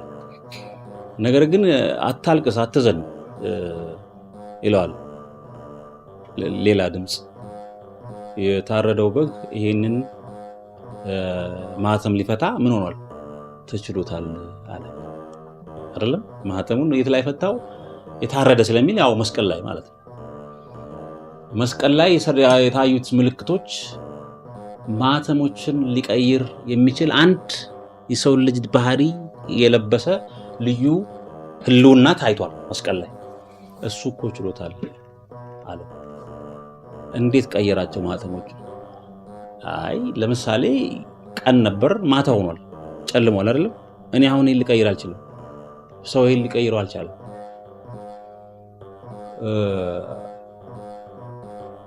የሞተውን ማስነሳት አልቻለም። ወይም ደግሞ አሁን የሞት ስርዓት ውስጥ አይደል ያለ ነው። እየሞትን አንድ ቀን ስንጀምር እየሞትን አይደል? ይሄን ልንቀይር አልቻለም። ትውልድ ይመጣል፣ ትውልድ ይሄዳል። ተመሳሳይ ነው። በደንብ ካስተዋልነው ይሰለቻል አይደለም? ስለዚህ ይሄንን ሊቀየር የማይችለው ምን ሆነ? ቀየረው። የሞተውን አስነስቶ ቀኑን አስመሽቶ ጨረቃን እንደማርጎ የማይቻለው መቅደሱን ከፍቶ አሳየ። ስለዚህ የማይቻለው ነገር ምን ይሆናል ማለት ነው? ይቻላል። ሞተን መነሳት አንችልም ነበር። የኛ ባሪያው ሞቶ ተነስቶ እኔ ትንሣኤና ሕይወት ነኝ የሚል ድምፅን የሚያሰማ እንዲህ ሰላም ቃል የሚያወራ ልዩ አካል ሆኖልናል። እነዚህ 6 ማህተሞች 7 ናቸው። 7ኛው የእግዚአብሔር መንግስት ለሰው ልጅ የምትሰጥበት ነው፣ ተፈጸመ የሚባልባት ነች። ስለዚህ እነዚህ ልክ ይሄ ምስራቅ በር ነው ማለት ነው። ስለ ማህተም ስናወራ ምስራቅ በራችን ማን ነው? እሱ ነው፣ ክርስቶስ ነውና ከዛ ወዴት እንሄዳለን? ወደ ሰሜኑ በር እንሄዳለን። ይሄን ያለው ክርስቶስ ይሄን ያለው መስቀል ላይ ነው። አሁን የሚታየው ነው ስጋ እኮ ነው። ስጋ ስለሆነ እሱ ራሱ ይታያል ነበር። ስጋ ሆኖ ነው በመሃላችን ያለውና የታለ ክርስቶስ ሲባል መልክ ነበረው ይታወቃል። ይሄን ያለው ትምህርት ወይም ስራ በጀመረበት ስንት ዓመት ላይ ነው? 3 ዓመት ከ3 ወር አካባቢ ላይ ነው ይሄን ያለው። ስለዚህ 3 ዓመት ከ3 ወር በሰሜኑ በር 325 ትሆናለች። የወሰድናት ነች። እሱ አለው ራሱ አንዱ 100 ዓመት የሚሆንበት ማለት ነው። በጣም በጥንቃቄ ሲቆጠር 98 97 ዓመት አካባቢ ነው። 100 ነው የሚሆነው፣ ያው 100 ግን እንበለው። ስለዚህ አንዱ 100 ሆኖ 325 ወይም ዓመት የአንድ ማህተም ዕድሜ ነው። በሰሜን በር መገለጫ ነው። ወይም በአብያተ ክርስቲያናት በሰው ልጅ በፖለቲካ በሙሉ ዓለምን እየሞላ ትልቅ መልክ ይዞ ሰው ሁሉ ያንን ወት ሊረዳ ወደሚችልበት የሚደርሰው ያን ዓመት ይፈጃል። ልክ የአንድ ስልጣኔ ዕድሜ እንደምንለው ድል ሊነሳ ወጣ ይላል በአምባ ፈረስ ላይ ተቀምጦ ይላል አይደለም? ስለዚህ በዚህ 325 ዓመት ውስጥ ክርስትና በብዙ ነገር ውስጥ አልፎ ለምሳሌ አምላክ ሰው ሆነ፣ ሰው አምላክ ሆነ በሚል ተደንግጋ ታወቀች። መንግስታትን ሁሉ ወረሰች። መጀመሪያው 328 ተብሎ ሊወሰድ ይችላልና ከዛ በኋላ ማህተሞች ይቀጥላሉ ማለት እንደዚህ እያለ አይደል? እያለ ሁለተኛው ማህተም ላይ እንደዚህ ሆነ። ሶስተኛው ማህተም ይቀዳደማል። ራእይ ስለሆነ የግዴታ አንደኛ ላይ የተጻፈው ላይሆን ይችላል። ራእይ ነው፣ የጊዜ ጥያቄ የለበትም። ግን በባህሪው ማወቅ እንችላለን እዛ ላይ በተጻፈው ማለት ነው። ስለዚህ 6 ማህተሞችን ፈቶ 7ኛው ላይ ተፈጸመ ይላል እንዳልነው። ስለዚህ 650 975 ይላል እንቆጥርና 6ኛው 1625 ላይ ወይ 1600 ላይ ጀመረ። ከዛ በኋላ 6ኛውን ነው የኖርና 1940ዎቹ ወይ 1950 መጀመሪያ ላይ ምን ሆነ? አለቀ። ይሄ ካለቀ በኋላ ግን ራእይ ላይ አንድ መልአክ ይታያል። ሰባተኛው ከመታየቱ በፊት ምን ይታየ? አንድ ሌላ ነገር ያያል። በውስጥና በውጪ የተጻፈች መጽሐፍን የያዘ መልአክ ያያል ባለራእዩ። ከዛ እቺን መጽሐፍ ወስደህ ብላት አለው። አበው ይሄን ይላል ምስጢረ መጽሐፍ ነች አሉ። ክፍት ነች ይላሉ። አሁን ይሄን ነው የምፈልገው እዚህ ጋር። ክፍት ነች ማለት አሁን ዘመን ስለሆነ የምናወራው አይደለም። ያለፈው ዘመን ለመመርመር ብንፈልግ ክፍት እኮ ነው። የወደፊቱን ዝግ። አሁን የወደፊቱን ነገር እኔ ቀጥሎም እንደሚሆን አላውቅም። ትላንትን ግን ለማወቅ መለኪያውና ቁልፉን ካገኘ ነው ምን አለ? ክፍት ነች መጽሐፏ። ስለዚህ ምስጢረ መጽሐፍ ነች። ግብር ገብተህ መርምራት ወቃት ኖረኸው የህይወት መጽሐፍ ስለሆነ ተሰውሮ ተሸሽጎ ነበርና መጽሐፏ ታየች። ይሄ የመጽሐፍ ስራ መጥቶ የመታየት ጉዳይ መጥቶ ለሐዋርያቱ የመታየት በምስራቅ በር ያየነው መቼ ነው? ከተነሳ በኋላ ላይ ያየናት። ቅድም መጽሐፍ እዛው ውስጥ ይገባል። መጥቶ እንደገና መጽሐፍታ ውስጣቸው ተንትኖ ወደ አባቱ ሄደው እንደዚሁ እመጣለሁ ብሎ ያለባት ስርዓቱን የሚካተው የት ላይ ነው? ትንሣኤ ውስጥ አለ ያለው። ይቺም በሰሜኑ በር ትቆጠራለች ማለት ነው። ያኛው በስጋ ተጨባጭ የሆነበት ነው 303 ዓመት ከ25 ያላት ማለት ነው። እቺ የ40 ቀኗም ደግሞ ወደ ዘመን እንቀይራታለን ወደኛ ወደ ጋር ምክንያቱም ስሌት አለ። ስለዚህ እቺ ስትቆጠር የስድስቱ ማህተም 40 ቀኖች ወደ ዘመን ሲቀየሩ 66 ዓመት ይሆናል። 66 ዓመት ይሆናል። ስለዚህ እቺ 66 ዓመት 40ዋን ቀን ለመኖርና ለማግኘት ክርስቶስ የመጽሐፍትን ምስጢር ወይም መጽሐፍትን በውስጥ የሆነው እንዲተነትን የትንሣኤ ጉባኤውን ነገር ውስጥ እንዲተነትን ከፈለገ ሰው ግብር ገብቶ በህይወት መኖር አለበት አለው። ያኔ ይሄንን ነው በዘመን ስትቀየር እቺ ነገር በሰው ልጅ ታሪክ ውስጥ ገባ 66 ዓመት ሆናለች። መጽሐፏ ስድስቱን ካሳየው በኋላ ላይ ያሳየው የስድስቱ ድምር ትሆንና ለ66 ዓመት ከ1940ዎቹ በኋላ ትታያለች። በዚህ 66 ዓመት ባለፈው 66 ዓመት ያልተነገረ ጉባኤ የለም፣ ያልተተነተነ ዕውቀት የለም። ይህ በክርስቶስ ትንሣኤ ምክንያት የመጣ ነው። ይሄ ክርስቶስ በመልክ አይታወቅም። በትንሣኤ በድምፅ በቃል በእውቀት ነው የሚታወቀው። ክፉም ሆነ ደግ ማንኛውም ነገር እኔ ከፍ ስለ ሁሉም ወደ እኔ ሰባለሁ ስላለ ማንኛውም ነገር በዚህ ጊዜ ውስጥ ተነግሯል። የማይሰራ ስራ የለም ይላል። ይቺ መጽሐፍ ከታየች በኋላ ግን ሰባተኛው መለከት ይነፋል። ያም የእግዚአብሔር መንግስት ለሰው ልጅ ተሰጠች የሚልበት ዘመን ላይ ነው። ከ66 እስከ 66 የሚለውን ራሱ በመቅደሱ አሁን ስናየው ቅድም ቅድስተ ቅዱሳን ብለን የለ አይደለ? 20 ክንድ ያልናት አለች አይደል? 20 ክንድ ያልናት 10ዋ ቀን እንደዚህ ያልነው እኮ አለ።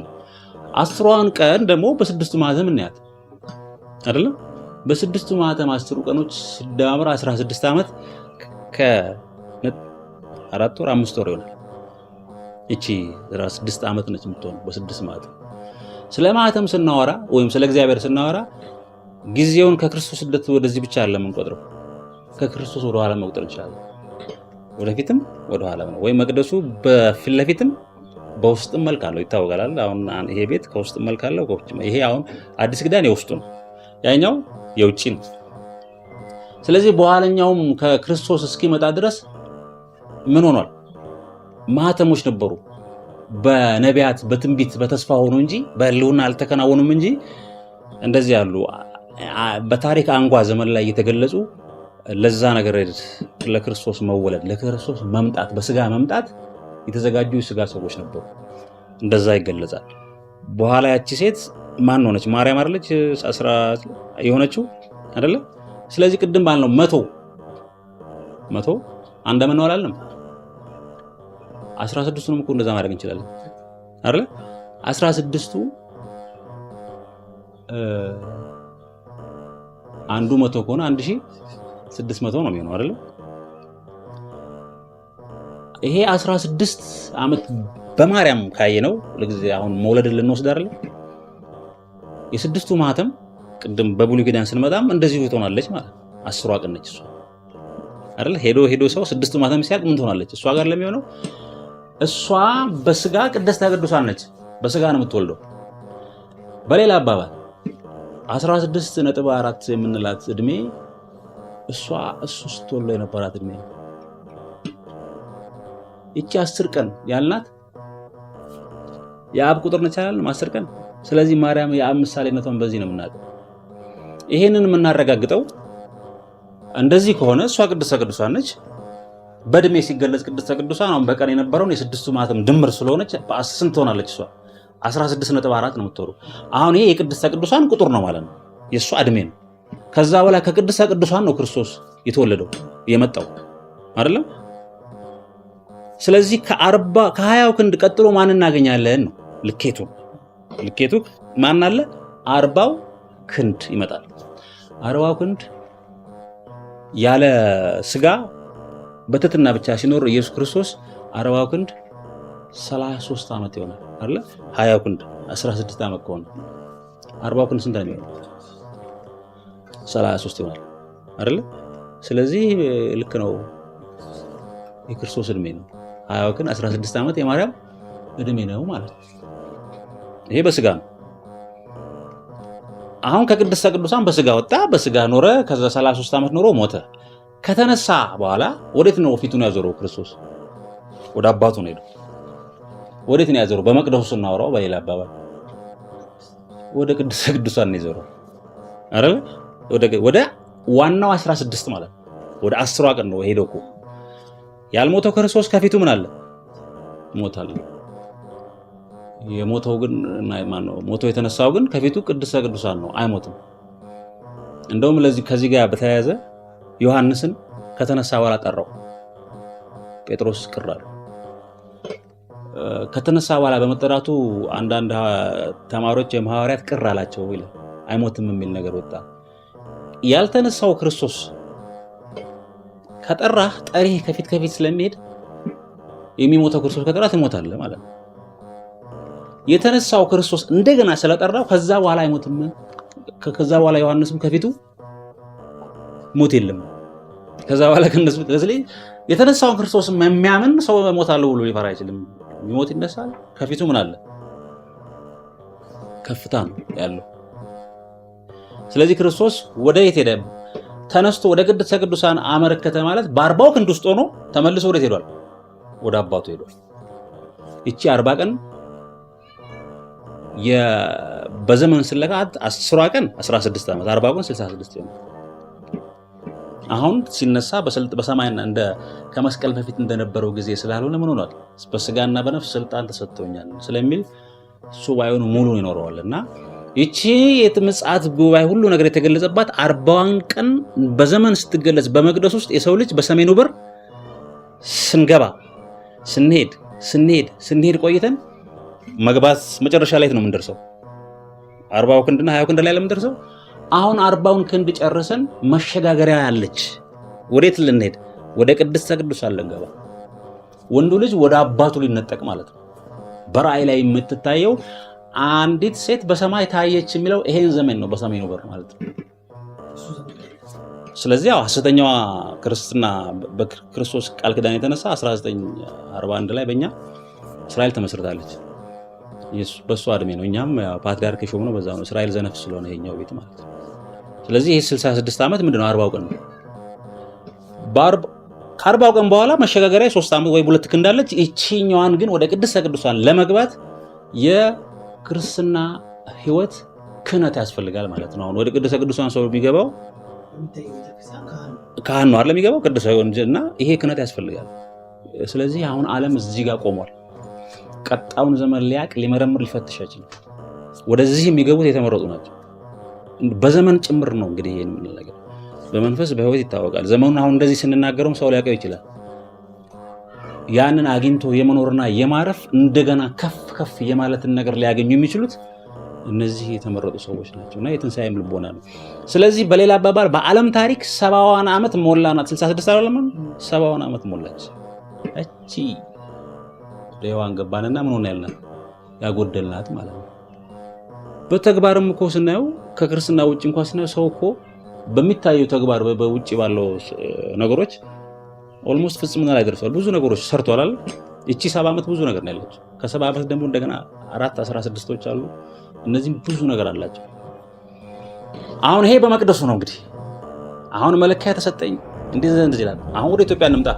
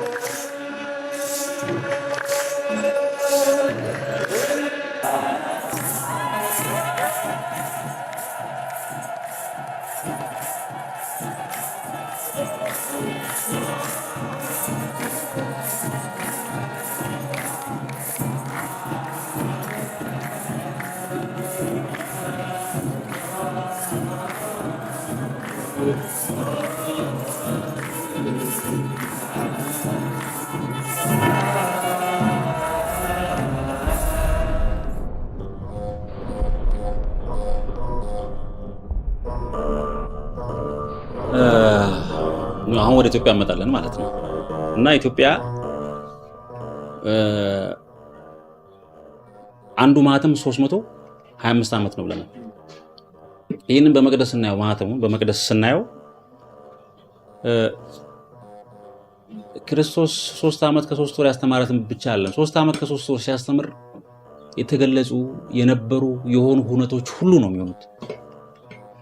ለምሳሌ ሮም ነበረች፣ እንደዚህ ነበረች፣ እንደዚህ አይደል ያለው በሮም ስር ነበረች። ዋናው መቅደስ እሱ ከፈረሰ እነሱም ይፈርሳሉ። እንደዚህ ያለ የሚገለጹበት መንገድ አለ።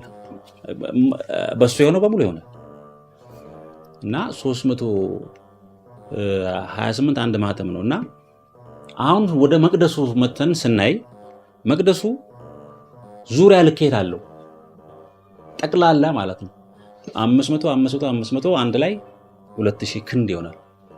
ይሄ 2000 ክንድ ወደ ዘመን መቀየር ነው። ቀላል ይሄ ቀላል ሂሳብ ነው። ከዚህ በኋላ ቀላል ዝም ብሎ መስራት ነው። 20 ክንድ 16.4 ወይም 3 ዓመት ከሆነ 2000 ምን ያህል ነው ስንል 1640 ዓመት ይሆናል። ይሄ ወይን ጠጅ ነው ማለት ነው። በኋላ ራእይ ላይ ምን ይላል? ስለ ወይን ጠጅ ያወራና ያይና የወይኑ መጥመቂያ ከከተማዋ ውጪ 1600 ምዕራፍ ርቆ ተጠመቀ ይላሉ። የኛ አበው የማርያምን ይዘው ነው የሚሄዱት። ዘመኑን እንደ በሺህ አይቆጥሩም። እንደ እንትኖቹ 16 ዓመት ነው የሚሉት። ትክክል ነው። በዚህኛው አሁን በሰሜን በር ነው እያየነው ያለን። በሰሜኑ በር አንዱ ብዙ ይሆናል አይደል ያለው። ስለዚህ መቅደሱ በአራቱም አቅጣጫ ያለ ባዶ ስፍራ አለው እና የዚህ በዙሪያ ያሉ 50 ክንድ ያልናቸው ድምር በ2000 ላይ ነው ሲደምራቸው ወይም ለብቻቸው 400 ክንድ አካባቢ ነው የሚሆኑት። እና ይሄ ወደ ዘመን ስትቀይረው 328 ዓመታት ነው የሚሰጠን አይደል? ነው የሚሆነው እንደዛ ነው። 328 ዓመት ባዶ ስፍራ ነው። የሰውን አስተሳሰብ፣ የሰውን ዕውቀት፣ የሰውን ክርስትናውን ዘመን አሁን መቅደስ ስላወራን ክርስትናውን እንያዝና በዛ ዘመን የነበረን የሰው ልጅ የአስተሳሰብ ስርዓት፣ መዋቅር፣ ሂደት፣ የክርስትና ፍላጎት፣ ምኞት ሁሉ ይወክላል። ሂደቱን ጠቅላላ ሰው አሁን ዙሪያው ከሆነ ባዶ ስፍራው ዝም ብለን በቦታ ካየነው ወደዛ ለመግባት ባዶ ስፍራውን አልፈናል። ለምን ሄደው እኮ ያው ዘልዮ መግባት ነው። ስለዚህ ይሄ የባዶ ስፍራው ልኬት ሰዎች ወደዚህ ወደ መቅደሱ እውነት ለመድረስ ወደ መቅደሱ ለመግባት ምን ያደረጉበት ነው?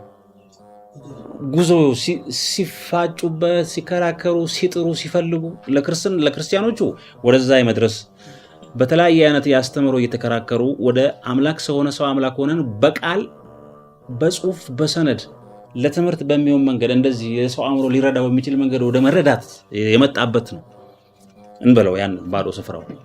ወይም እንደ ፈሳሽ እንወሰደው። የዛ ዘመን ክርስትና እንደዚህ እንዳሁኑ ዘመን ፖለቲካ የበዛበት አይደለም። እንደ ፈሳሽ ነው። በዶግማ መልክ ቅርጽና መልክ አልያዘም። በፍቅርና በየዋህነት በእምነት ነው የሚከናወን የነበረው።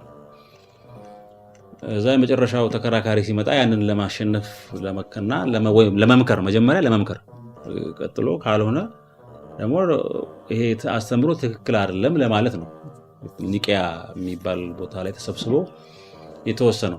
ስለዚህ 328 ዓመተ ምህረት ላይ ምን ሆኗል? ወደ መቅደሱ ገብቷል። አሁን ወደ ኢትዮጵያ እንምጣ። ወደ መቅደሱ ወይም 328 ዓመተ ምህረት ላይ ይህንን አምላክ ሰው ሆነ ሰው አምላክ ሆነ የሚለውን አስተምሮ በጉባኤው በማቅረብ ከረቱት ዋነኛ ሰዎች መካከል ከግብፅ የሄዱት ናቸው። ከአሌክሳንድሪያ ቤተክርስቲያን የሄዱት ናቸው እና አትናቴዎስ፣ እስክንድሮስ እንደዚህ ያሉ ስማቸውን ብዙ አላስታውስም። እነዚህ ናቸው።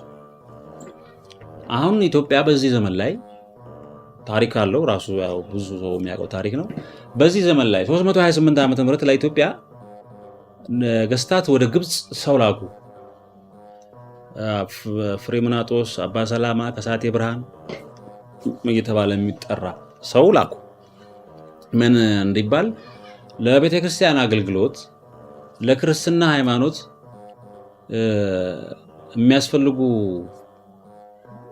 ነገሮችን ከዛ ለመውሰድ። ኢትዮጵያ ውስጥ በክርስትና ደረጃ ሰዎች ነበሩ፣ በመንግስት ግን ሃይማኖት አልነበረም። የመንግስት ሃይማኖት አልነበረም። ስለዚህ አሁን ያለውን ኢትዮጵያን ተጨባጭ ሁኔታ ስናየው ከዛ ነው የምንጀምረው። 328 ላይ ግብፅ በሚደርሱበት ጊዜ የኛ ሰው እዛ ሲደርስ አንድ ሰው ይሞታሉ። ሌላ ፓትሪያርክ በሳቸው ቦታ አሸንፎ ከዛ ከኒቃየት ከተመለሱት ሰዎች አንዱ አትናቴዎስ የሚባለው ሰው ምን ይሆናል? ፓትሪያርክ ይሆናል። ለሱ ሐሳቡን አቀረበ። እሱ ይሄንኑ ሰው ሾሞ ምን አደረገ? ወደ ኢትዮጵያ መለሰ። ስለዚህ ኢትዮጵያ ከዛ ጊዜ ጀምሮ ፖለቲካዋ፣ ክርስትናዋ፣ ሃይማኖቷ፣ ኑሮ፣ ህዝቡ በሙሉ ወደ ገባ? 328 ላይ ሰው ወደ መቅደስ ይገባል አይደል? ወደ መቅደስ ገባ ማለት ነው። ወዴት ገባች? ወደዛ ገባች። ስለዚህ እዛ ኢትዮጵያ ብቻ አይደለች፣ ሌላውም ሮም፣ ግሪክ በሙሉ የተገቡ ፖለቲካቸው፣ ስርዓታቸው፣ ካልቸር፣ ባህላቸውን አድርገው ወዴት ያስገቡ? ወደዚህ ገብተዋል። ክርስትና ብቻ አይደለም፣ በሩቅ ምስራቅ ያሉ ሌላ ደግሞ አንድ ማላስታውሰው አለ። እነዚህ በሙሉ በአገራቸው ያሉ ሃይማኖቶቻቸውን የመንግስት ሃይማኖት አደረጉ። ዘመኑ እንደ የአእምሮ የሰው ልጅ አስተሳሰብ ልዕልና ሲጠና እንደ ይሄን ነገር ይሰጠናል። ራሱ ወደ መቅደስ ይገባል። ወደ መቅደስ ከተገባ ግን መቅደሱስ ምን ያህል ጊዜ ነው ብለናል? 1640 ነው የሚፈጀው። 1640 አካባቢ ነው የሚፈጀው። ስለዚህ 1640 ዓመት ያህል በመቅደስ መኖር አለበት። በመቅደስ ኖሯል ለማለት ያንን ነገር ሌሎች ሀገሮች ላይ ይሄ 1640 አልኖር በመቅደስ። ስለዚህ የኢትዮጵያው ግን 1640 ዓመት ሙሉ በመቅደስ ኖረናል። የኖር ነው የተሟገት ነው የፖለቲካ ሁሉ ነገራችን ምን ያለው ነው ስህተታችንም ሆነ ልማታችን ሁሉም ነገር በመቅደሱ ስለ መቅደሱ የሆነ ነው። በመቅደሱ ስለ መቅደሱ የሆነ ነው። ስለዚህ ይሄንን ስንደምር 328 ላይ ኢትዮጵያ ሁሉ ነገሯ ከመቅደስ የወጣው 1968 ላይ ይመጣል ማለት ነው። 1968 ላይ ከመቅደስ ወጥተናል። አሁን ከመቅደስ ወጥተናል። ከመቅደስ ስንወጣ ምን መጣ ማለት ነው? ሰሜኑ በር ነው ብለናል። ይሄ የሚታየው ዓለም ሰሜኑ በር ስንጨርስ የሚታየው መቅደስ ሲያልቅ፣ አሁን ስለ ሰሜን በር ላይ ያወራ ነው። ምንጊዜም ከሰሜን በር ቀጥሎ ምን ይመጣል? ደቡብ በር ይመጣል። ወደ ጉዳዩ ሰዎች ልብ ውስጥ ገብቷል፣ ከሚታየው ሸሽቷል። በዚህ ቦታ ላይ አንድ ነገር ደግሞ ሌላ የሚታይ አለ። ይሄኛው ለኢትዮጵያ ሲሆን ነው ያነሳነው። ለዓለም ደግሞ ጠቅላላ የሚታይ ሌላ በር አለ። መቅደሱ በኢትዮጵያ ኬስ ስላነሳ ነው እንጂ ራሱ ክርስቶስ ከተወለደ ጊዜ ጀምሮ ሰው ልጅ መቅደስ ውስጥ ገብቷል ብለን የምንል ከሆነ ይሄን እንደዚህ ብለን ደግሞ እንነሳ አይደለም። ክርስቶስ ከቅድስተ ቅዱሳን ነው፣ ከቅድስተ ቅዱሳን ነው የሚወጣው ማለት ነው። ያ ማለት እኛ በኢትዮጵያ ኬስ እንደ ወደ ውስጥ ሲገባ አሳየን አይደለም። አሁን ደግሞ ከውስጥ ሲወጣ ደግሞ ማየት እንችላለን። ከውስጥ እየወጣ እየሞላው ሲሞላ መቅደሱ ስንት ይሆናል? ከ00 ከ1 ዓመተ ምህረት ስንጀምር 1640 ላይ ምን ይሆናል? መቅደሱን ይሞላዋል። ከዛ በኋላ መቅደስ ውስጥ የሰው አእምሮ ከመቅደሱ ከዛ በኋላ ምን ይሆናል? ይወጣል ማለት ነው አይደለም። ይሄንን በዓለም ታሪክ ስናየው 17ኛው ሴንቸሪ ማለት ነው። 17ኛው ሴንቸሪ ብዙ ነገሮች የተከናወኑበት ነው። ጀነራል ክራይሲስ ብለህ ዝም ብለህ ፈልገህ ማየት ነው። በዓለም ላይ የሆነው ነገር ሁሉ ማለት ነው። የሰው ልጅ አእምሮ ከዛ ወጣ። ከዛ በኋላ በ17ኛው ክፍለ ዘመን ጀምሮ ያለውን ሰው ከውስጥ ሲወጣ ምንድን ነው የሚያገኘው? ባዶ ስፍራውን አያገኝም አይደለም እንዴ? ስንገባ ያኔ ያገኘ ነው ብለን አይደለም። አሁን ስንገባ አገኘ ነው። አሁን ደግሞ ስንወጣ ነው የምናገኘው በዚህኛው በር ስንሄድ። ስለዚህ ሲወጡ ያኔ ሃይማኖትና ምንድን ነው ፖለቲካ ምናምን መንግስትና እንትን ይለያይ የሚል ፍልስፍና ፖለቲካል ፍልስፍና ተጀመረ አይደለም። አሁን አውሮፓ ጀመረ እኮ እነ ዴካርት ላይ ወይም እኛ ደግሞ እነ ዘርዓ ያዕቆብ ጋር ይመጣል። ኢትዮጵያ ግን 68 ድረስ መቆየት ስላለባት ያኔ የተጀመረው ነገር አብዮቱ ብቻ ይከናወንና በዛው ዘልቀናል እኛ።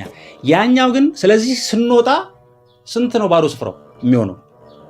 328 እኮ ብለናል አይደለም። ስለዚህ ከ1640 በኋላ ያለው 328 ዓመት ባዶ ስፍራ ነው። 328 ዓመት በክርስቶስ ላሉት አልወጡም። ሰዎቹ ወደ ውስጥ ነው ዝም ብሎ የዘለጉት። እንለይ ብለው ከወጡ ግን ሰው ከዛ ጊዜ ጀምሮ አውሮፓ ውስጥ በተለይ ምን ሆኗል? ከመቅደስ ወጥቷል። ስለዚህ ያ ሁሉ ፍልስፍና በጎም ይሁን መጥፎ ማለት ነው የባዶ ስፍራ ጨዋታ ነው። አሁን እነዚህ 328 ዓመት የቆየ ያለ የክህደት መንፈስ ፍልስፍና ደግሞ እዛ ውስጥ አለ። ከበጎቹ በተቃራኒ ምን አለ? የክህደት መንፈስ ያራመዱ መጨረሻ ማርክስ እና እነዚህ እያለ የምንጠራቸው 1968 ላይ እኛ ሀገር የገባው ፖለቲካ ከመቅደስ ስንወጣ ማን የገባው? ከዚህ ከባዶ ስፍራ የተሰራ የክህደት መንፈስ ፖለቲካውን ተቆጣጠረ። ያኛው 328 ዓመት ሙሉ የእውነተኛው መሲህ ወንጌል የሰራው ሰው ሲሰጠው እና ሲቀበልና ፖለቲካችን እዛው ሲያስገባው፣ ይሄኛውስ 328 ዓመት ከተጠመቀ የሐሰት መሲህ ተሰርቶ ስልጣን ያዘኛ ሀገር። ስለዚህ ያ ትውልድ እግዚአብሔር የለም አለ። እግዚአብሔር የለም ሲል ራሱን ነው የለውም ያለው እና ደም መፋሰስ ነው። ቅድም እንዳልነው ደግሞ በሌላ በኩል ስናየው ቅድም እንዳልነው ከ1940 በሌላኛው ስሌት ያየነው የለም መቅደሱ ቅዱስቱ አይደለ 40 ክንድ 66 ዓመት ነው ያለነው ብለናል። እዚህ 66 40 ክንድ ውስጥ ባለ የእውቀት ደረጃ ነው የሰው ልጅ ያለው። እዚህ 40 ክንድ ውስጥ ነው ስንገዳድል እግዚአብሔር የለም ስንል የቆረም ያለነው ማለት ነው። አሁን ያለነው እዚህ መቅደስ ውስጥ ነው ያለነው፣ በመቅደስ ውስጥ ነው። ስለዚህ እነሱ ከፈቅድም ያለው ከፈራሹ ቤተ መቅደስ ናቸው ማለት ነው። እነሱ ከፈራሹ ቤተ መቅደስ ናቸው። ስለዚህ ምን ይሆናሉ? ይጠፋል። ያ መጣፋትም የመጣው ከዛ ነው። 66 ዓመት ሲሞላ ግን ሴቲቱ በሰማይ ትታያለች። አሁን ከ68 በኋላ በነበረው ጊዜ መልሱ መጥቶ ወደ ደቡብ በር መጥቶ በገብርኤል የሚወከለው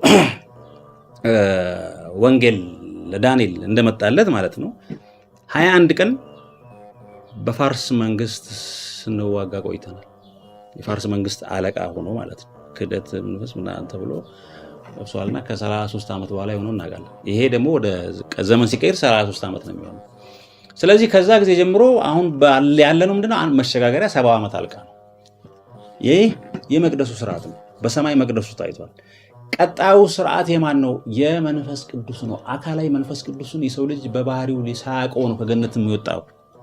በክርስቶስ የተነሳ አጽናኙ ተብሎ መጥቶልን እስካሁን ድረስ አቆይቶናል አይደለም? አሁን ግን በህልውና በህይወት በሰው በታሪክ ለሁሉም የሰው ልጅ ቋንቋ ሊናገር የሚችል ህልውና ከ10ሯ ቀን ከአብ መጥቷል። በአባቱ ዘንድ ያለው ኢየሱስ ክርስቶስ አሁን መጥቷል። ይሄ መገለጹ መቅደሱ የሚለካው ይሄ የተለካው መቅደስ የሚገለጸው በተቀደሰውና ባልተቀደሰው መካከል እንዲለይ መለያ እንዲሆን። ስለዚህ የሰው ልጅ አእምሮ አሁን የደረሰው የተባረኩት ከሆኑ ደግሞ የሁሉም ነገር ቅድስተ ቅዱሳን ላይ ደረስ ነው። አሁን በነገራችን ላይ ቅድስተ ቅዱሳን ሲባል አሁን እነዚህ በሰማይ እንደታየው ስለሆነ በምድር የሚሰራው ሁሉም ነገር በመጨረሻ ብቃቱ ማንነቱ ነገሩ ክፉ ጭምር ማለት ነው። ሰው ክፉ ሰዎች ራሱ በቅተዋል። በጣም ክፉ ሰዎች አሉ። ለምሳሌ በዚህ በአተም እንኳን ስናይ መጨረሻው ቁስ ነገር ከማወቅ የአንድ ነገር ቅድስተ ቅዱሳኑ ወደ ማወቅ ደርሰናል። በሚታየው እንኳን ስናየው ማለት ነው። ህይወት ግን ሊሆን የሚችለው ማን ነው? ይሄ ነው። ለሰው ልጅ ሁሉ ሊነገር የሚችል የመጨረሻው ድምፅ ይሄ ከአባት ዘንድ የሚመጣ የመንፈስ ቅዱስ ስርዓት ነው። ቀኒቱ ባናቃት እንኳን በመቅደሱ ልኬት እንደዚህ መናገር እንችላለን። ስለዚህ ኢትዮጵያ ላይ ሲመጣ አሁን ያለ ነው ማለት ነው። በዚች በመሸጋገሪያው ዘመን ላይ ሐሳዌ መሲህ በይፋ ይነግሳል። ዘንዶ ለኢትዮጵያ ሰዎች ምግባቸውን ሰጣቸው፣ ዘንዶን ቀጠቀጠ ሲል ከዘንዶ ጋር የተያያዘው ስርዓት እዚህ ስላለ ማለት ነው። ስለዚህ ዘንዶ በ7 ራስ መጥቶ 10 ቀንዶች በአውሬው ስርዓት በኩል ተወክለው ሲቀባበሉ ይሄን ሰሞን የምናየው ማለት ነው። ስለዚህ ይሄ የማርያም ቤት ነው። በሌላ አባባል የአብ ነው ካልን አብን በምሳሌ ገለጽንበት ማለት ማርያም ነች አይደለም። ማርያም በ3 ዓመት ወር ላይ ገባችው መቅደስ ቢሆን 3 ዓመት ከሆነ ታሪኩም አንዳንዴ እኮ ራሱ መጥቶ ግጥም ነው የሚለው። ስለዚህ በ3 ዓመት 300 ዓመት ነው እንደዚህ ማርያም ቤተ መቅደስ ገብታ ማለት ነው። እኛ ጋር ያለው አግኝተኝ እኮ ነው። ስለዚህ ከመቅደስም ካወጧት ከመቅደስ ወጥቶ የሚወለዱ አሉ ማለት ነው። ከመቅደስ ወጥታ የወለደች። ስለዚህ ኢትዮጵያ ላይ ዓለም ተስፋ የሚያደርገው ኢትዮጵያ ላይ ያለውም ስርዓት በማርያም በኩል ብንሄድ ይሄ ነው። ክርስትና በዓለም ታሪክ ብዙ ሰዎች መስዋዕት ከፍለውለታል፣ ደም ፈሷል፣ ብዙ ነገር ሆነዋል። የጥፋቱም ኃይል ብዙ ነገር አውርቶ ተናግሮ ሊያጠፋ እንደውም አጥፍቻለሁም ጨርሻለሁም ብሎ ይል የነበረውን አሁን እስከ መጨረሻው ድረስ ኪዳኑን ጠብቆ እዚህ ቦታ ላይ ማለት ነው ያለን በቦታ ላይ የሴቲቱ መታየት ሰማይና ምድርን አናውጧልና 10 ከተማ የሚለው የዘንዶ መንፈስ የማርያም ቤት ሲሆን ማርያም ቤት ሲሆን ማንኛውም በብሉይ ወይም በሚታየው በቃል ደረጃ ያለ ነገር ሁሉ ምን ይሆናል? ስጋ ይሆን የለ ተጨባጭ ይሆናል፣ ይታያል ማለት ነው። 10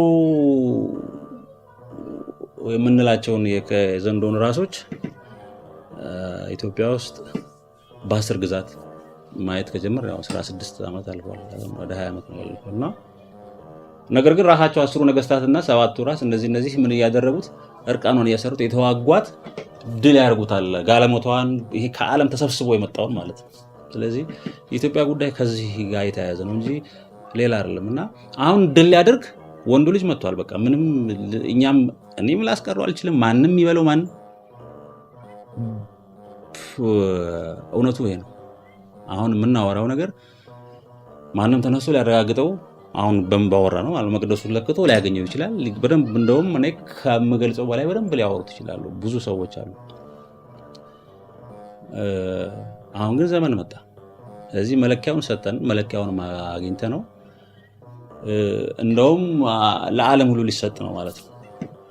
ለዓለም ሁሉ ሊሰጥ ነውና የሰው ልጅ አምላክ አሁን ደግሞ በመገለጫው ቦታ የኢትዮጵያ አምላክ መጥቷል፣ ተገልጿል። እውነቱ ይሄ ነው። ያሳድዱት አልሞተም። ስለዚህ በቤተልሔም አንቀጽ ለመናገር ያህል ሕፃኑን እና የሚፈልጉት ሞተዋልና እናቱንና ሕፃኑን ይዘህ ወደዚህ ወደ እስራኤል ዘነፍስ አሁን ወደ ሰው አእምሮ ተመለስ የተባለበት ነውና እንደገና እቺ እውነት አሁን ወደ ሰው ልጅ ወደ መታሰብ ትመጣለች ማለት መጣለች። ስለዚህ ድል አድርጓል። የኢትዮጵያ ጉዳይ ከዚህ አንፃር ነው አይታለ። እንደውም በዝርዝር ሲታይ ብዙ ነገር አለው። ግን መቅደሱ ወይ ሶስተኛው መቅደስ የሚባለው አሁን የምናወራው ነው። ይሄ ነው እንግዲህ ኢትዮጵያን በተመለከተ ልንል የምንችለው ባጭሩ ማለት ነው።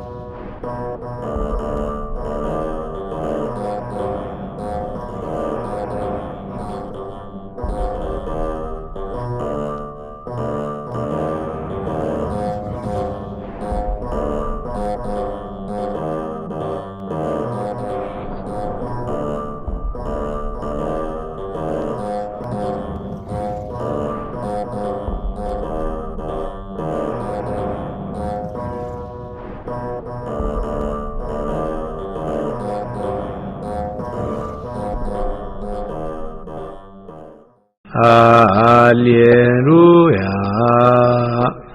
ሰላም ለኪ ኦ ማርያም